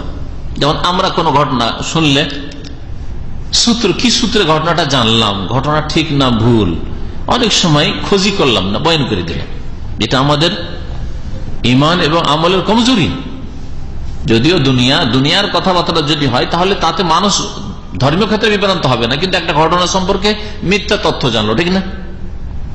যেমন যদি একটা লোক সম্পর্কে একটা ভালো মানুষ, আর তার সম্পর্কে যদি বলেন যে আরে লোকটা জালে কামা করে, হ্যাঁ, লোকটা এখানে জাল পাসপোর্ট তৈরি করে দেয়, জাল ড্রাইভিং লাইসেন্স তৈরি করে দেয়, এটা কথা হইল কিনা? কথার সূত্রটা তো জানলেন না। 5 ওয়াক্ত নামাজি লোক সম্পর্কে আপনি এ ধ্যান ধারণা একই করে বসে থাকেন লোকটা এই কাজ করে, একটা ভুল ধারণা। অথচ সূত্র যদি আপনি খুঁজতেন যে ঘটনাটা কি আসলে সত্য, এটা তুমি কার কাছ থেকে জানলে, কিভাবে জানলে, তুমি তদন্ত করলেন, তাহলে হাকিকত স্পষ্ট হয়ে যাবে। কথা মিথ্যা হইত। তো সনদ অত্যন্ত জরুরি, বিশেষ করে ধর্মীয় ব্যাপার যদি হয়, আর আপনি যদি সনদ সূত্র না দেখে বিশ্বাস করিলেন তাহলে আপনি অনেক ক্ষেত্রে গোমরাহ হবেন। আকীদার ক্ষেত্রে গোমরাহ হবেন যদি আকীদা সম্পর্কে ওই হাদিসটা হয়। ইবাদতের ক্ষেত্রে গোমরাহ হবেন, বিদআতকে ইবাদত মনে করে পালন করা শুরু করবেন যদি ইবাদতের ক্ষেত্রে হয়, ইত্যাদি। মামলাতের ক্ষেত্রে হালাল হারাম, ব্যবসা বাণিজ্য, বিবাহ শাদীর ক্ষেত্রে যদি হয় তাহলে হালালকে হারাম, হারামকে হালাল করে ফেলবেন আপনি, এটা মিথ্যা বা জাল জয়ীফ দুর্বল সূত্রে যে হাদিসটা এসছে সেটার উপর আস্থা করে, তাহলে গুমরাহি আসবে না। এই জন্য যখনই দেখা গেল যে কিছু লোক একটু একটু মিথ্যা বলা শুরু করেছে, তখনই তাবেঈনদের জামানায় সতর্ক হয়ে গেছেন। সাহাবীরা যতক্ষণ বলেছেন সাহাবীদের কথা সব সত্য, কিন্তু তাবেঈনদের জামানায় কিছু মিথ্যাবাদী পয়দা হইতে শুরু হয়েছে দুনিয়ার বিভিন্ন গরজে, ধর্মীয় গরজে। খারেজি বা রাফেজি, শিয়া মিথ্যা কথা বলা শুরু করেছে, সুতরাং সাবধান হন। ইমাম মুহাম্মদ বিন সিরিন নাম শুনেছেন? ইমাম মুহাম্মদ বিন সিরিন রহমতুল্লাহ আলাইহি, তিনি আমাদের দেশে প্রসিদ্ধ একটা বিষয়, সেটা কি? হ্যাঁ, স্বপ্নের তাবিরে, স্বপ্নের ব্যাখ্যা বা বিবরণে। তার নামে এই মোটা কিতাব আমার বাসায় আছে। কোন এক ভাই, বাংলাদেশে তো অনেক বিদাতি কিতাব আসছে দেশ থেকে, তো যারা তওবা করে দিয়ে যায় একটা কিতাব। ইমাম মুহাম্মদ বিন সিরিনের নামে স্বপ্নের হাজার হাজার তাবির করেছে। মুহাম্মদ বিন সিরিন হয়তো তার 5 ভাগও বলেন, মন গড়া। যদি মিষ্টি খেতে দেখেন তো কি হবে, যদি খাওয়ার অবস্থায় দেখেন কি হবে, যদি ভরা পেটে স্বপ্ন দেখেন কি হবে, খালি পেটে দেখলে কি হবে, ভোর রাত্রে দেখলে কি হবে, সন্ধ্যা রাত্রে দিনে দেখলে কি হবে, আসর পর স্বপ্ন দেখলে কি হবে, এগুলো কথা ইবনে সিরিন এতগুলো কথা বলেছেন। ইমাম ইবনে সিরিনের নাম দিয়ে ওইটা একবার এই মোটা কয়েকশো পৃষ্ঠার উপর আছে আমার। তো ইমাম মুহাম্মদ বিন সিরিনের নাম দিয়ে অনেক বিদাতি কথাবার্তা ছড়িয়ে আছে আমাদের সমাজে স্বপ্নের ক্ষেত্রে। ইমাম মুহাম্মদ বিন সিরিন রহমতুল্লাহ আলাইহি একজন ইমাম ছিলেন তাবেঈনদের জামানার, হাদিসের বড় পণ্ডিত ছিলেন। তিনি বলছেন যে লাম ইয়াকুনু ইয়াসআলুন আনিল ইসনাদ, তারা সনদ সম্পর্কে প্রথম যুগে জিজ্ঞাসা করত না। তারা মানে সাহাবীরা। আবু হুরায়রা বললেন যে রাসূলুল্লাহ সাল্লাল্লাহু আলাইহি ওয়াসাল্লাম বলেছেন, শুনলেন, ধরেন কোন একজন সাহাবী আবু সাঈদ খুদরি বলতেন না যে তুমি সনদ বলো, তুমি কার কাছ থেকে শুনেছো, তুমি সরাসরি নবীর কাছে শুনেছো নাকি তুমি আর ভাইয়া হয়ে কারো কাছ থেকে শুনেছো, এরকম জিজ্ঞেস করতেন না, বুঝলেন না? লাম ইয়াকুনু ইয়াসআলুন আনিল ইসনাদ, তারা পরস্পর সনদ সম্পর্কে, সূত্র সম্পর্কে জিজ্ঞেস করতো না। ফালাম্মা ওয়াকাতিল ফিতনাতু, কিন্তু যখন ফিতনা দেখা দিল, কালু, তখন তারা বললেন, তাবেঈনরা বললেন, সাম্মু লানা রিজালাকুম, এখন তোমাদের লোকদের নাম বর্ণনা করো, কার কাছ থেকে শুনেছো। সাম্মু লানা রিজালাকুম, কোন একজন তাবেঈ বর্ণনা করছেন, হ্যাঁ তুমি বলো কার কাছ থেকে শুনেছো, তুমি তাবেঈ, তুমি সাহাবীর কাছ থেকে শুনেছো, সাহাবী হলে কোন সাহাবীর কাছ থেকে, আর কোথায় শুনেছো। তাতে অনেক সময় চোর ধরা পড়ে যেত, হয়তো বলছে অমুক সাহাবীর কাছ থেকে শুনেছি, কত বছর আগে, এত বছর আগে শুনেছি, অথবা অমুক শহরে শুনেছি। ওই সাহাবী অমুক শহরের কথা বলছে, অমুক শহরে যাননি, হয়তো বাসরা কুফার কথা বাসরা কুফায় যাননি ওই সাহাবী, মক্কা মদিনাতে তার ইন্টারভিউ হয়েছে, ধরা পড়ে গেল না চোর। অথবা বলছে অমুক বছরে শুনেছি, তারিখ দেখা গেল যে তার 5 বছর আগে ইন্তেকাল হয়ে গেছে, যার কথা বলছে যে অমুক সালে শুনেছি। বুঝতে পারলেন না? এখন যদি কেউ বলে যে আব্দুস সামাদের কাছে সোমবারে শুনেছি, হ্যাঁ শনিবারে মারা গেছে, আমাদের এক দিনী ভাই এখানে গত শনিবারে মারা গেছে, আর কেউ যে ঘটনাটা গত সোমবারে শুনেছি, আজকে মঙ্গলবার, তাহলে কি বলবেন ওকে? কাজ্জাব, মৃত্যু। আরে তার 2 দিন আগে মারা গেছে, শুনলে কোথেকে তুমি? মরার 2 দিন পরে, ঠিক না? এইভাবে এই জাল জয়ীফ হাদিসের চোরদেরকে ধরা হয়েছে, যারা মৃত্যু ইচ্ছা করে মিথ্যা কথা বলত। ফালামা ওয়াকাতিল ফিতনাতে, যখন মুসলিম সমাজে ফিতনা ছড়িয়ে পড়লো, মানে ফিরকা, এক দল ছিলেন সাহাবায়ে কেরামরা, এক দলে ভাঙন ধরলো, একদিকে শিয়া রাফেজি পয়দা হইল, আর একদিকে খারেজি পয়দা হইল। এটা আলী রাদিয়াল্লাহু তাআলা আনহুর ওই সিফফিনের যুদ্ধের সাথে, মুয়াবিয়া রাদিয়াল্লাহু তাআলার সাথে যে যুদ্ধ হইল সিফফিনে, তখন থেকে এই ফিতনা শুরু হয়েছে। হ্যাঁ, সাহাবায়ে কেরামদের একটা যুগ ছিল, খলিফা রাশিদের শেষ জামানা আর তাবেঈনদের জামানা। ফালামা ওয়াকাতিল ফিতনা কালু, তখন তারা বলতে লাগলেন সাম্মুলানা রিজালাকুম, তোমাদের পুরুষদের নাম, তোমাদের বর্ণনা, রিজাল মানে এখানে বর্ণনাকারী, তোমাদের বর্ণনাকারীদের নাম বলো। ফায়ুনজারু ইলা আহলিস সুন্নাহ, তারপরে নাম জিজ্ঞাসা করা হতো। যদি দেখা যেত যে আহলে সুন্নতের কারো নাম দিয়েছে, সুন্নতের অনুসারী তাবেঈ ছিলেন, ফায়ুখাযু হাদিসুহুম, তখন তার হাদিস নেওয়া হতো বা তাদের হাদিস নেওয়া হতো। ওয়ায়ুনজারু ইলা আহলিল বিদআহ, আর বেদাতীদের একদিকে দেখা হইতো যে যার নাম উল্লেখ করলো শিয়া তো নাই, রাফিজি তো নাই, এ খারেজি তো নাই, ফালা ইউখাযু হাদিসুহুম, তার হাদিস নেওয়া হইতো না। প্রথম সতর্কতা, এইভাবে সতর্কতা অবলম্বন করেছেন হাদিস গ্রহণের ক্ষেত্রে তাবেঈনরা, ওই জামানা থেকে সতর্কতা অবলম্বন করেছেন। কারণ আল্লাহ পাক সার্টিফিকেট দিয়েছেন সাহাবায়ে কেরামদেরকে, সমস্ত সাহাবায়ে কেরাম আল্লাহ সার্টিফিকেট দিয়েছেন রাদিয়াল্লাহু আনহুম ওয়া রাদু আনহু। হ্যাঁ, তারা আখিরাতকে প্রাধান্য দেয়, অন্যকে প্রাধান্য দেয়, তারা কখনো মিথ্যা কথা বলেননি। কিন্তু তাবেঈনদের জামানায় অল্প সংখ্যক হইলেও এই দুনিয়ার গরজে এরকম কিছু করতে শুরু করেছিল, যেমন 2টো বাতিল দল যখন বেরোল প্রথম, আর তারপরে ধীরে ধীরে তাবেঈনদের জামান আরো বেশি, তারপরে জামানে আরো বেশি, জামিয়া, মুরজিয়া, বিভিন্ন ফিরকা তখন বেরোতে শুরু হইল, তখন আরো বেশি জাল জয়ীফ ছড়িয়ে পড়ল।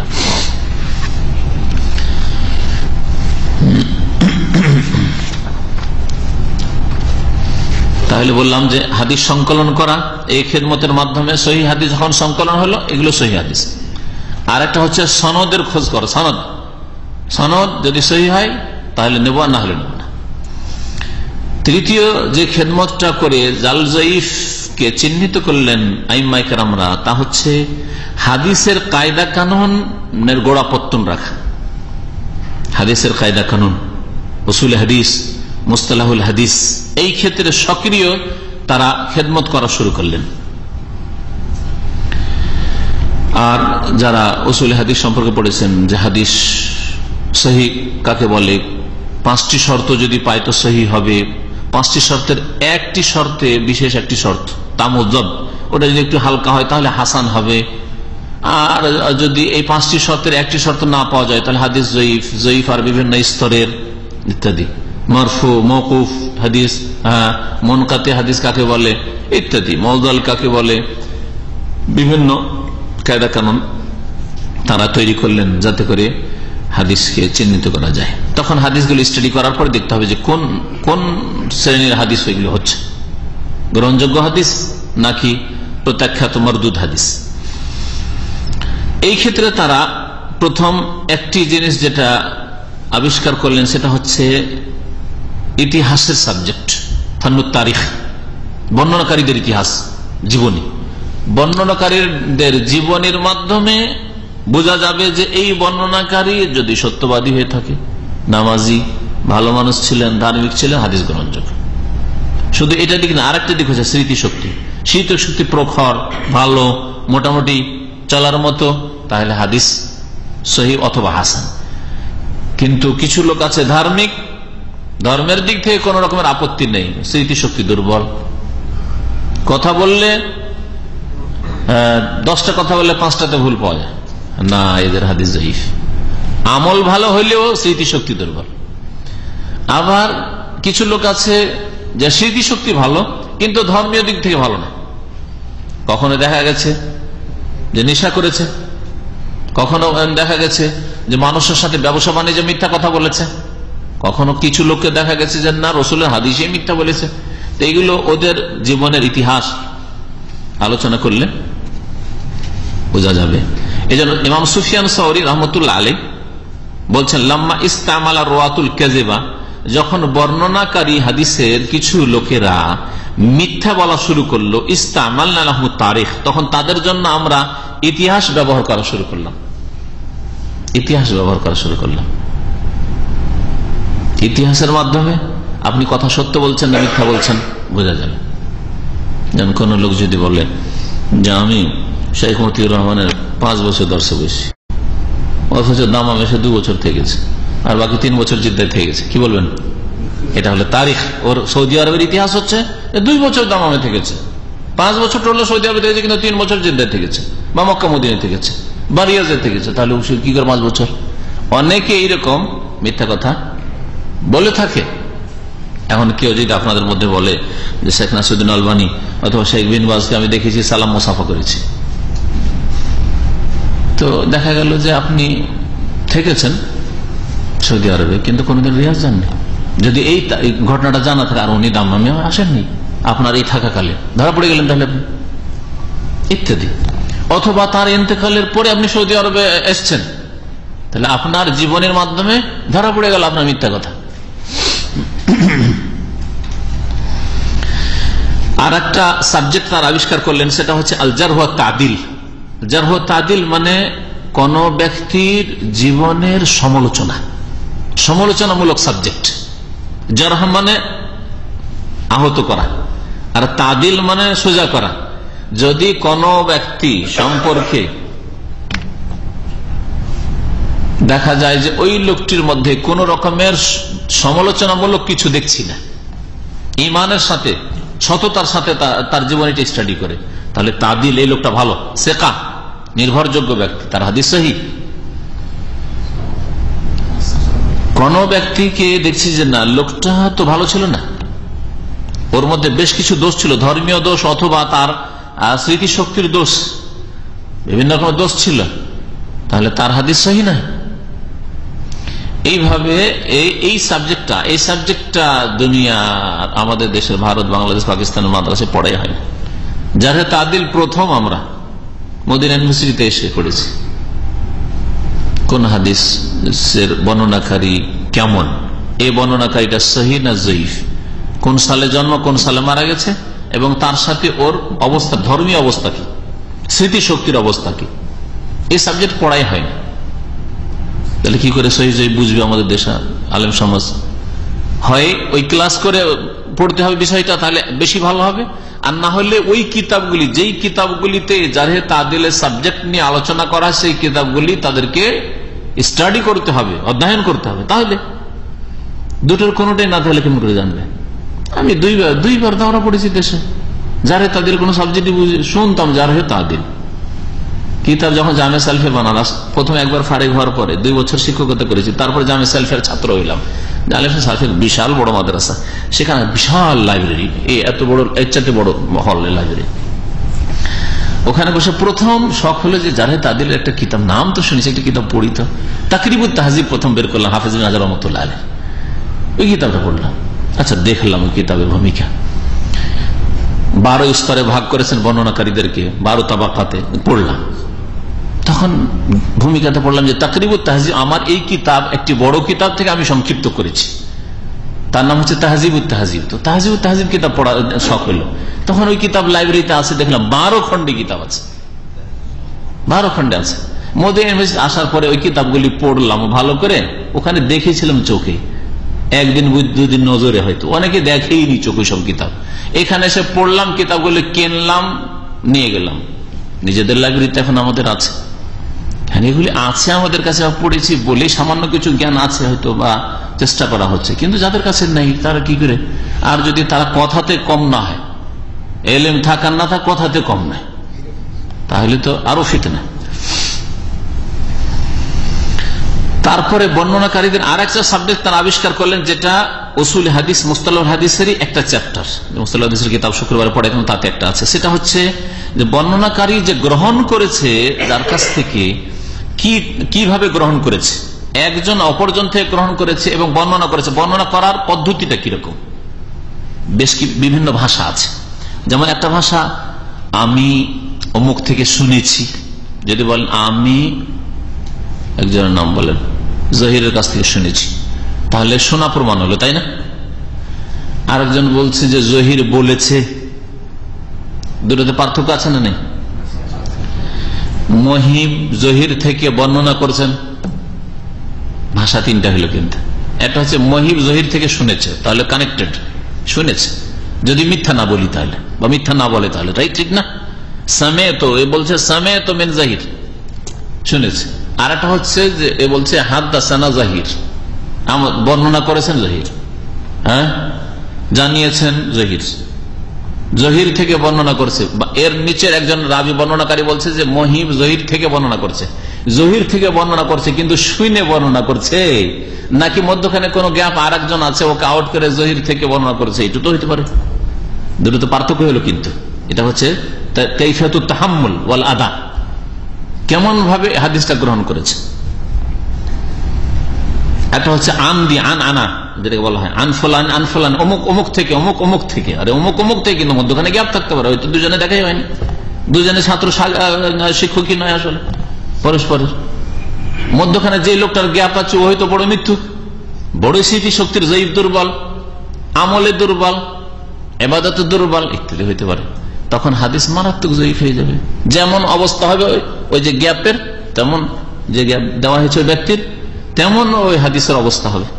যদি মিথ্যুক হয় তাহলে হাদিস জাল, হ্যাঁ, আর যদি দুনিয়ার ক্ষেত্রে মিথ্যা, হাদিসে তো মিথ্যা বলেনি কিন্তু দুনিয়ার ক্ষেত্রে মিথ্যা বলেছে, হাদিস মাতরুক, হ্যাঁ, একেবারে জাইফ জিদ্দান।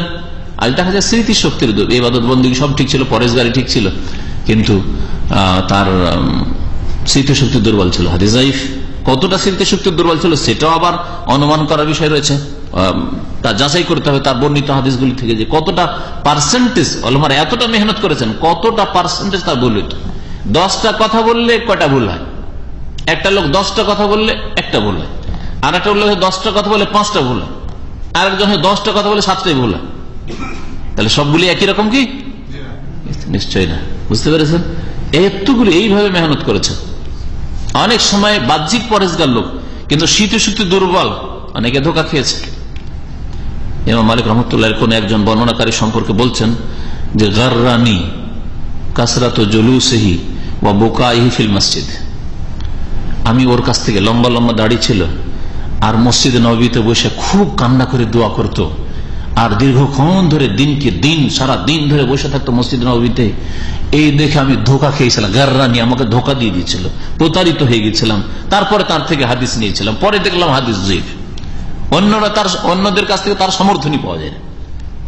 তাইলে অনেক সময় ধার্মিকতা পরেশগারি যথেষ্ট নয়। বাহ্যিক পরেশগারি সকল সুরত সব ঠিক আছে, পাক্কা কবর মাজার পূজারি নাই, হ্যাঁ।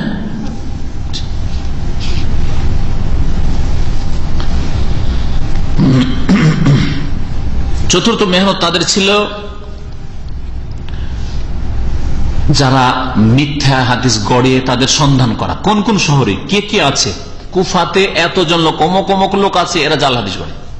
বাসরাতে এতজন আছে, মেসরে এতজন আছে, দামেশকে এতজন আছে, মদিনায় অমুক অমুক আছে ইত্যাদি। এইভাবে তল্লাশি চালানো, এই মেহনত তারা করেছেন। তাতাব্বুল কাযাবা, তো এইভাবে তারা দিনের খেদমত করেছেন। তারপরে আর দু একটা পদক্ষেপ বলে শেষ করে দিই। একটা হচ্ছে যে যারা হাদিস জাল গড়েছে তাদের ওপর বিভিন্ন লিখনি, অনেক কিতাব লেখা হয়েছে। ওই যুগ চলে গেছে, যতদিন ওই যুগটা ছিল, যে যুগে ওই মৃত্যুক লোকেরা বা দুর্বল লোকেরা ছিল তারা জানতো। তারা যদি এই কথাগুলি না লিখে যেত তাহলে তার 50-100 বছর পরের লোকেরা কি করে জানতো? 50-100 বছর পরে যদি জানতে না পারে তাহলে আমরা কি করে জানতাম? তা তো মুশকিল হয়ে যেত দিন শরীয়ত হাসিল করা। যার ফলে তারা কিতাব লিখে গেছেন যে অমুক যুগে অমুক অমুক নামে, বাবার নাম অমুক অমুক, অমুক বংশের এরা ছিল মিথ্যুক, এরা ছিল দুর্বল, এরা এই ছিল। অনেক কিতাব এ সম্পর্কে ওলামারা লিখেছেন।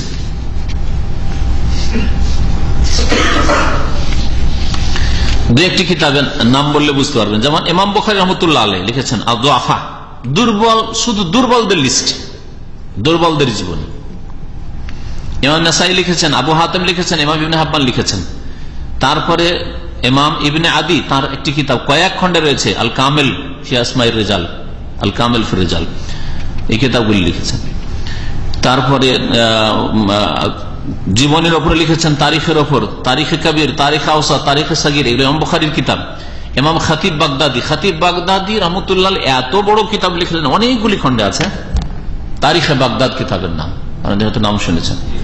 এই তারিখে বাগদাদ উনি শুধু হাদিসের বর্ণনাকারীদের জীবনী লেখেন। বাগদাদ শহরে তার আগে যত লোক এসেছে, সে আলেম হোক, মুহাদ্দিস হোক, মুফাসসির হোক, কবি হোক, কোন নেতা হোক, সবার জীবনী লিখেছে।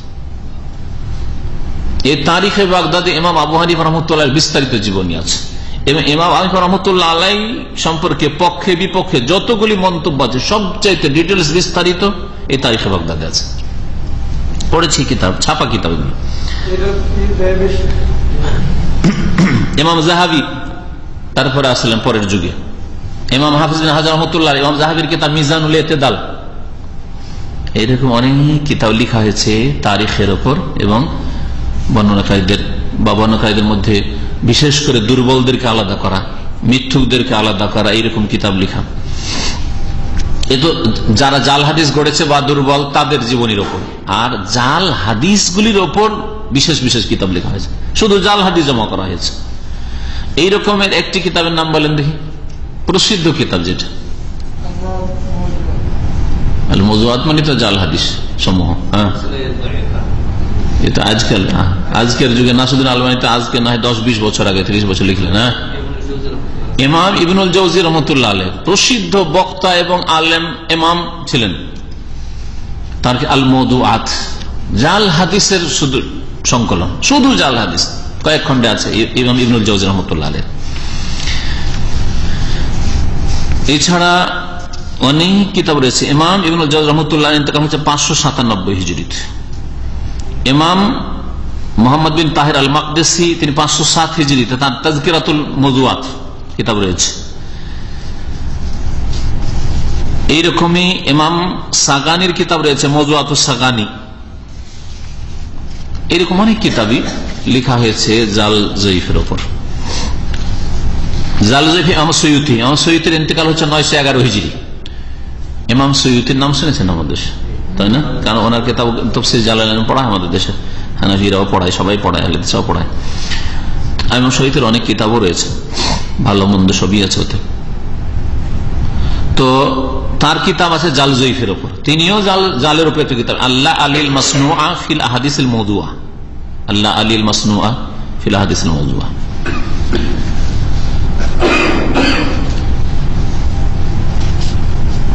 এইরকমই আরো কিতাব আছে, আল ফাওয়াইদুল মাজমুআ, ইমাম সালেহির, মুহাম্মদ বিন ইউসুফ আলী আশ-শামি আস-সালেহি, শাম দেশের। তানজিহুশ শরিয়াতুল মারফুআ এ ইবনে আররাক আল কেনানির, তার ইন্তেকাল 963 হিজরি। তাযকিরাতুল মওযুআত, তাযকিরাতুল মওযুআত ভারতের একজন আলেমের লেখা, তার নাম হচ্ছে জামালউদ্দিন মুহাম্মদ বিন তাহির আল ফাতানি, গুজরাটের লোক ছিলেন, তার ইন্তেকাল 976 হিজরিতে। মওযুআত জাল হাদিসের উপর। জাল হাদিসে হানাফিদের একজন মুহাদ্দিস মোল্লা আলী কারি, শুনেছেন? মোল্লা আলী কারি রহমতুল্লাহ, তার ইন্তেকাল 1014 হিজরি, 1014 হিজরিতে ইন্তেকাল। তার কিতাবের নাম হচ্ছে আল আসরারুল মারফুআ ফিল আখবারিল মাওযুআ, শুধু মওযু হাদিস জমা করেছেন। এইভাবে অনেক কিতাবই রয়েছে, সংক্ষেপ করি। ইমাম শওকানির একটি কিতাব, ইয়ামান দেশের, 1250 হিজরিতে ইন্তেকাল ইমাম শওকানির। ইমাম শওকানি কিতাবের নাম হচ্ছে আল ফাওয়াইদুল মাজমুআ ফিল আহাদিসিল মাওদুআ, বড় মুহাদ্দিস ছিলেন। আর শিয়া জাইদি ফিরকা থেকে তিনি হিদায়াতে সালাফি হয়েছিলেন। তার বংশধর সব শিয়া জাইদিয়া, শিয়াদের মধ্যে একটা জাইদি ফিরকা আছে, আর এমন দেশে এদের সংখ্যা অনেক বেশি। আল্লাহ পাক তাকে হিদায়াত করেছেন। ইমাম ভারতের ইনি আলেম আব্দুল হাই লখনবী, নাম শুনেছেন? সারা বেকার পড়েছেন না মাদ্রাসায়? সারা বেকার যিনি ভাষ্য লিখেছেন, টিকার ভূমিকা, লম্বা ভূমিকা, তার নাম হচ্ছে আব্দুল হাই বিন আব্দুল হালিম লখনবী। তার ইন্তেকাল 1304, এখন কত চলছে? 1434, 1304, হ্যাঁ 130 বছর আগে, বেশি দিন না। তার কিতাবের নাম হচ্ছে আল আসারুল মারফুআ ফিল আখবারিল মাউযুআ, মওযু হাদিসের উপর। এছাড়া অনেকগুলি কিতাব আছে, সংক্ষেপ করে দিয়ে শেষ একটি কিতাবের নাম বলি, সেটা হচ্ছে সিলসিলাতুল আহাদিস যায়িফা ওয়াল মাউযুআ, শেখ মোহাম্মদ নাসিরউদ্দিন আলবানী রাহমাতুল্লাহ আলাইহ। তার কিতাব অনেকগুলি খণ্ডে রয়েছে। আর এই কিতাবটি আগের সমস্ত কিতাব থেকে যেহেতু উপকৃত হয়েছে, বা এই কিতাবের ইমাম শেখ নাসিরউদ্দিন আলবানী রাহমাতুল্লাহ আলাইহ আগের কিতাব থেকে উপকৃত হয়েছেন, এই জন্য আজকালকার আলেম সমাজের জন্য এটা বেশি সুবিধাজনক, আর এটা বেশি মানুষের কাছে লব্ধ, যার ফলে এর হাওয়ালা দেওয়া হয়। কিন্তু তার কথাগুলি কোনো নতুন নয়, আগের কিতাবগুলি থেকেই তিনি উপকৃত হয়েছেন।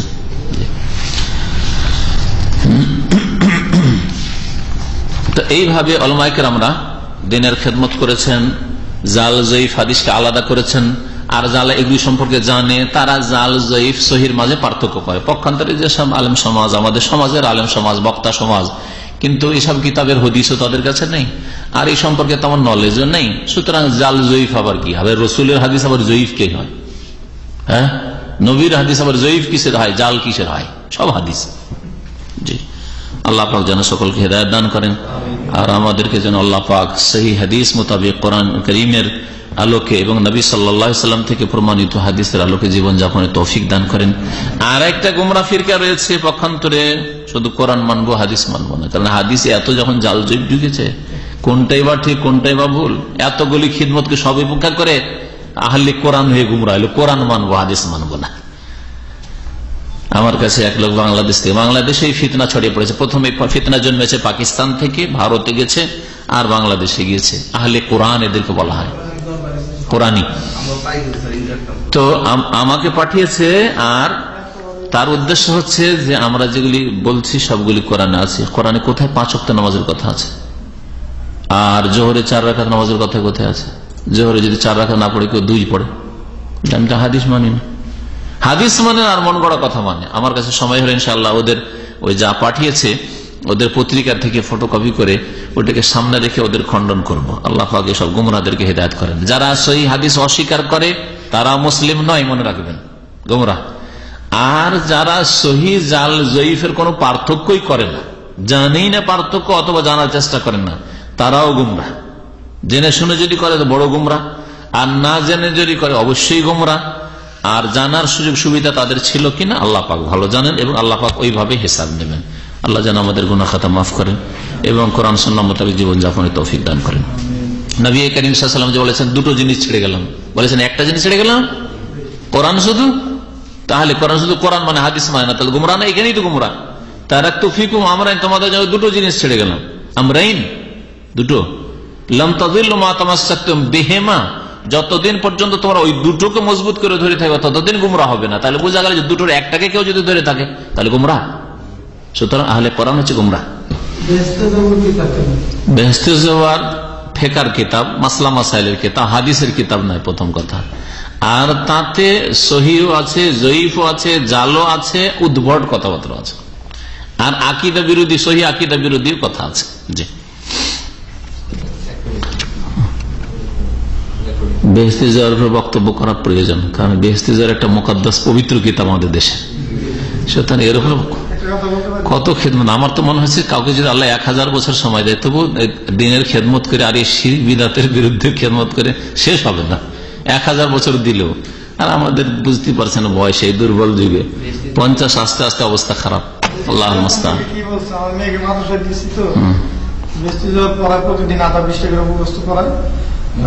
আমি বলছি যে এই কিতাবটা পড়ায় না, আমার মেয়েকে এই কিতাবের সময় কোরআন পড়াইবেন, আর উর্দু কি পাইলে কিতাবের সময় আরবি গ্রামার পড়াইবেন। কোরআন কি আপনি বেশ থেকে বাংলাদেশে চলবো না। সাল্লাল্লাহু আলাইহি ওয়া সাল্লাম।